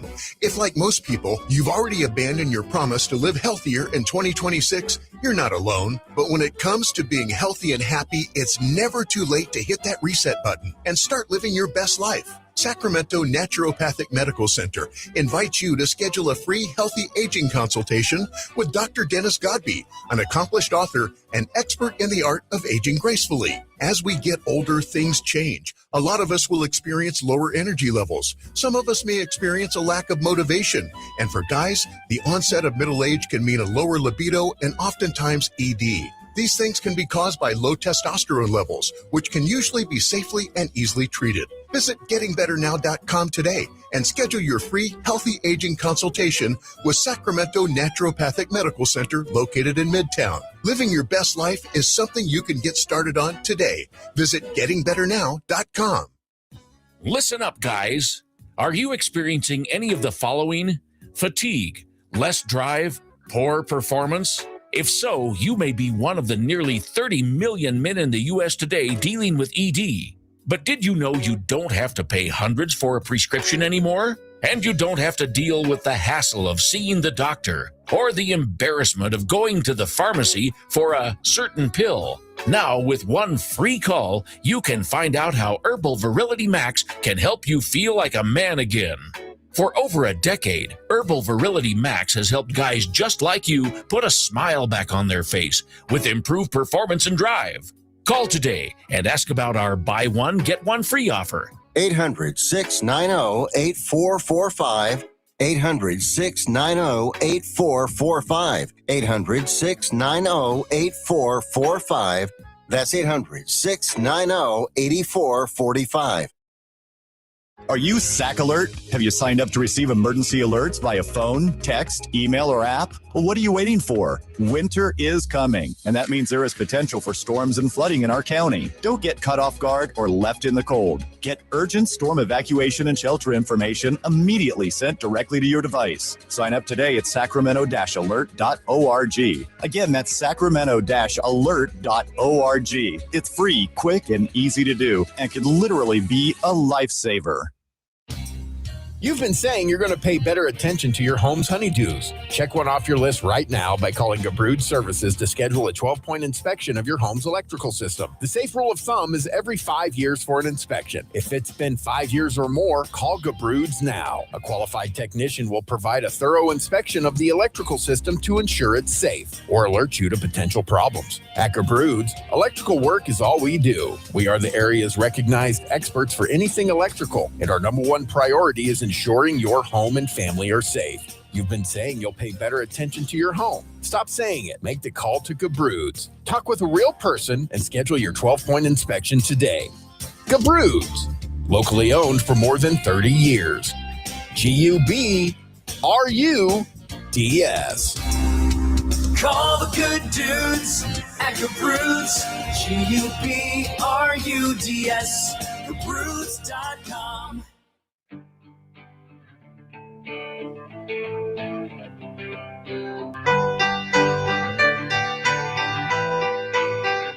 Final segment on this Thursday, 916-779-0929. We say hello to Mike down in Galt. Good afternoon, Mike. Thanks for calling the show. Good afternoon, Grant, Rhino. First off, Grant, just want to say congratulations to Rhino and Sam Darnold for winning the champion. That's as far as I'll go because I'm a Niner fan. Well, very nice of you to say so. Yeah, I know. I just called to talk about the Kings. You know, I love the Kings. I grew up on the Kings. I just want to know what's going on with all the big names are always sitting down. This is like ridiculous. Like, why don't you just sit down, Levine, for the rest of the year? But I want to talk to you about the Kings, Grant. You covered this season. It's almost like old school when we had Mitch Richmond and a bunch of other players, but we packed the house every single night. We were really loud. This team, they just don't have that vibe. I watched the Utah game. Is the Utah game the low of the low for the Kings? No. You haven't seen the low of the low yet. We're almost there. So you are almost there, but you're not there yet. Okay. So I'm like trying to find a reason. We're going to start Carter. Maybe we start him the rest of the year. Maybe these guys, I've never seen a team, I don't know about you, that had so many big names that don't perform and they're just injured all the time. Well, I would also say you have a very, very sheet of thin ice you're going to be on if you are not going to play your veteran players who are healthy. That is going to be a firestorm for the NBA, and I don't think the Kings will do that, nor should they do that, nor do I think the veterans would appreciate that. So I don't think you're going to see the Kings like not playing players that are healthy, because I think that is going to be met with stern punishment from the league. And I'm talking about shutting them down as you suggested. Yeah, I mean, it would be cool, but it's just not going to happen. As a fan, I'd rather see the young guys because Zach LaVine. Well, you are seeing the young guys now. That's why I made the Mitch Richmond reference. Like, we packed the house just for Mitch, you know, and I don't think we're going to get that vibe from these guys, but maybe they should show some respect for the fans and play. And I listen to your show all the time. You're spot on. It's the All-Star break. What the heck do you need rest for? Like, we're ready to go. People, give us a chance. Now, I want you to understand, this is not a decision the players are making. This is a decision management is making. The players want to play. It's not them going to the coaches and going, I don't want to play tonight. All right? So understand the difference. Okay. Well, thanks for taking my call. I just want you guys to know I will be glued to March Madness, and that's my favorite time of the year. Hopefully the Kings can watch these young college kids and remind themselves why they're there. They're there to play. They're there for the fans. Thank you very much. Ryan, the one thing I would say about this group, I don't think they're being, how do I want to say it, deceitful or like throwing it in the fans' face. Like, I don't think that's an issue with this team. And again, it's not the veterans that are saying, no, I don't want to play. And I think we have to understand that. This is a decision that is being made by management. It's not a decision that's being made by players. And I don't really know to what extent Zach LaVine's injury is preventing him from playing, the finger injury. Only he knows that. But for Sabonis not to play last night was a joke. All right? It's a joke. He should have been on the floor. He should have been playing. I would love to see, and I'm going to see, and so will you, next week, what it's going to look like with the starting lineup, because I think Keegan Murray will be back. Yeah, and I would expect Domantas Sabonis still to start. I think that's the right thing to do, but as you said, there's going to be a lot of spotlight on the Kings, so they need to navigate this cautiously. And yeah, I just think it's been a tough year for all involved, especially the fan base. 916-779-0929. That's 916-779-0929. Let's keep it rolling, and let's get to Citrus Heights with Bob. Bob, good afternoon. Hi, how are you? Good, Bob. Thank you. I've coached a lot of basketball for years, and you were talking about the three-point shot, how it's changed basketball. It certainly has. And when I first started coaching, it was long before the three-point shot, and I would get the kids going on the fundamentals of shooting and develop a jump shot from 12 or 15 feet, and they'd be in pretty good shape with it. We'd keep, working drills for the muscle memory. Then the three-point shot comes in, and you're working on fundamental form. And it's kids, at least until they're in high school, they are not big and strong enough to shoot a three-point shot with finesse on the shot, rotation and arch. So it just sets them back. Some kids were good shooters, and then they started playing around with a three on the weekends with their friends, and they lost backspin, for example. They never were able to get it back.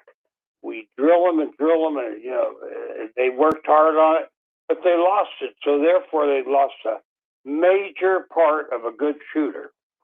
So I think, and of course, I think Ryan said the other day that at the college and pro level, it's like 3-point shootout. It's kind of boring. Yeah. Well, first of all, the coaching is not really an issue. I mean, I hate to say that, and I know what you're talking about, but these players that come into the league have had, at times coming from the biggest college programs in the country with great coaching. There are, 7 and 8 assistant coaches on NBA benches. So, I know what you're getting at. It's not like these players don't have outstanding coaching available to them. Mm-hmm. Well, I'm talking, before college. By college, and a lot of the kids in high school, they're old enough to be able to shoot a 3, but it just really messes up their form for a long time on simple things like free throws, nice jump shots, makes it more difficult for them. Bob, you have a good afternoon. Good evening, rather. Thank you very much. You take care. Okay, you too. Thank you. All right, thank you. So, Napes, we get the benefit of getting to know some of our callers face to face because if you don't like that, some we do not, like Bob. And I don't know if you've ever seen the movie Dodgeball. Yes, I've seen Dodgeball. Every time Bob calls in, all I can see is Patches O'Houlihan. That's just it. You can dodge a wrench, you can dodge a ball. I love it. He's our Patches. Thank you, Bob. I love it. Oh, that's great. That's fabulous. That's beautiful. That's Patches. I love it. I also love talking about DAS Mechanical. Family owned and operated since 2018. They serve Sacramento and Placer counties. They are HVAC retrofit and service specialists. Yes, they do new systems. Homeowners, businesses for commercial maintenance. They've got you covered. And if you need financing, no problem. They have many options, including 0% interest for 18 months. Book everything online at dasmechanical.org. Remember, HVAC retrofit and service specialist. That's dasmechanical.org. Check out all of their great reviews and their numerous best of the best awards. D as in dog, A, S as in Sam, mechanical.org. Again, that's dasmechanical.org. Book everything right there online, and you will be good to go. And don't forget about their 24/7 service. You have an emergency in the middle of the night with your heating system, no problem. They'll be there for you. That's dasmechanical.org. Couple of moments left in today's show. Don't forget, tomorrow we wrap up the week, and then Rhino will be in this chair for President's Day on Monday. All right, so you were asking me about breakfast. Because you don't have a passport, you haven't been out of the country, so you would be the least qualified individual. But had you had a passport, thanks for the reminder. You were able, if you were able to travel around the world, would you try out the local cuisine? Absolutely. No, okay. I'm not going to do scorpions on sticks, but all right, that's what I'm asking. Okay, you can try the local cuisine without trying everything in the local cuisine. Okay. I mean, do you try everything in the local cuisine when you travel? No, never. No, I'm pretty bland. So there are a lot of things I don't try. You know what the best thing I've ever had anywhere around the world is in Spain. The gazpacho soup, the cold gazpacho soup in Spain is like when I go to Spain, I will have it multiple times a day. It is unfreaking believable.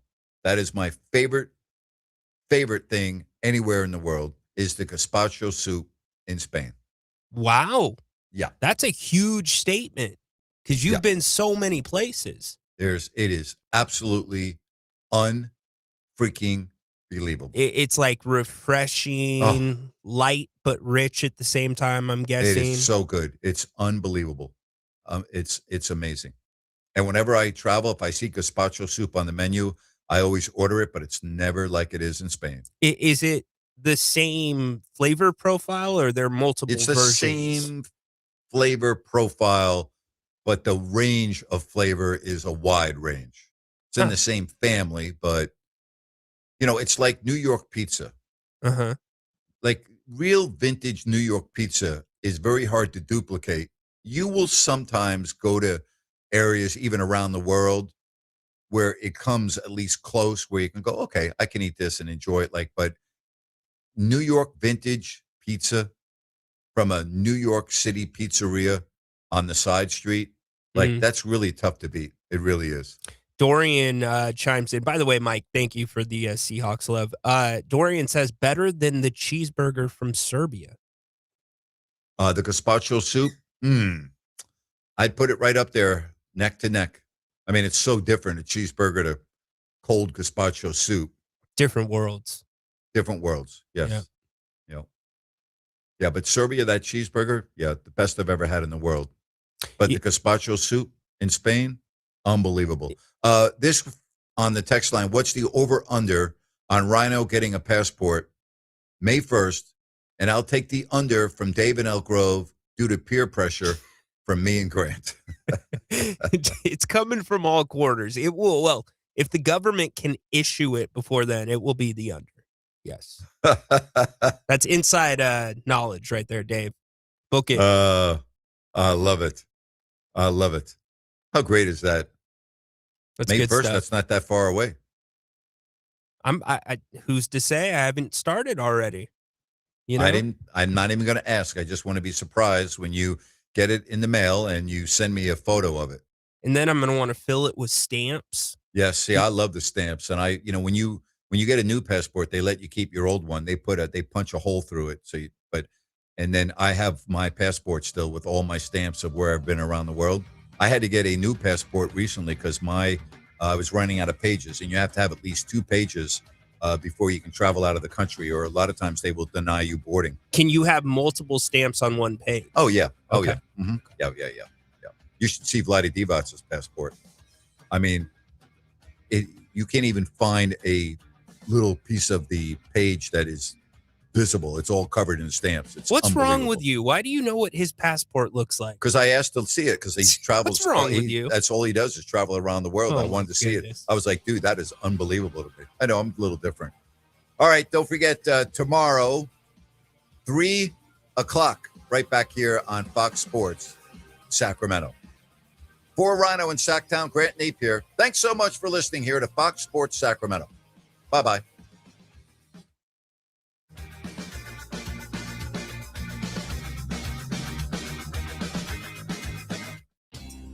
You've been saying you're going to pay better attention to your home's honeydews. Check one off your list right now by calling Gabrude Services to schedule a 12-point inspection of your home's electrical system. The safe rule of thumb is every 5 years for an inspection. If it's been 5 years or more, call Gabrude's now. A qualified technician will provide a thorough inspection of the electrical system to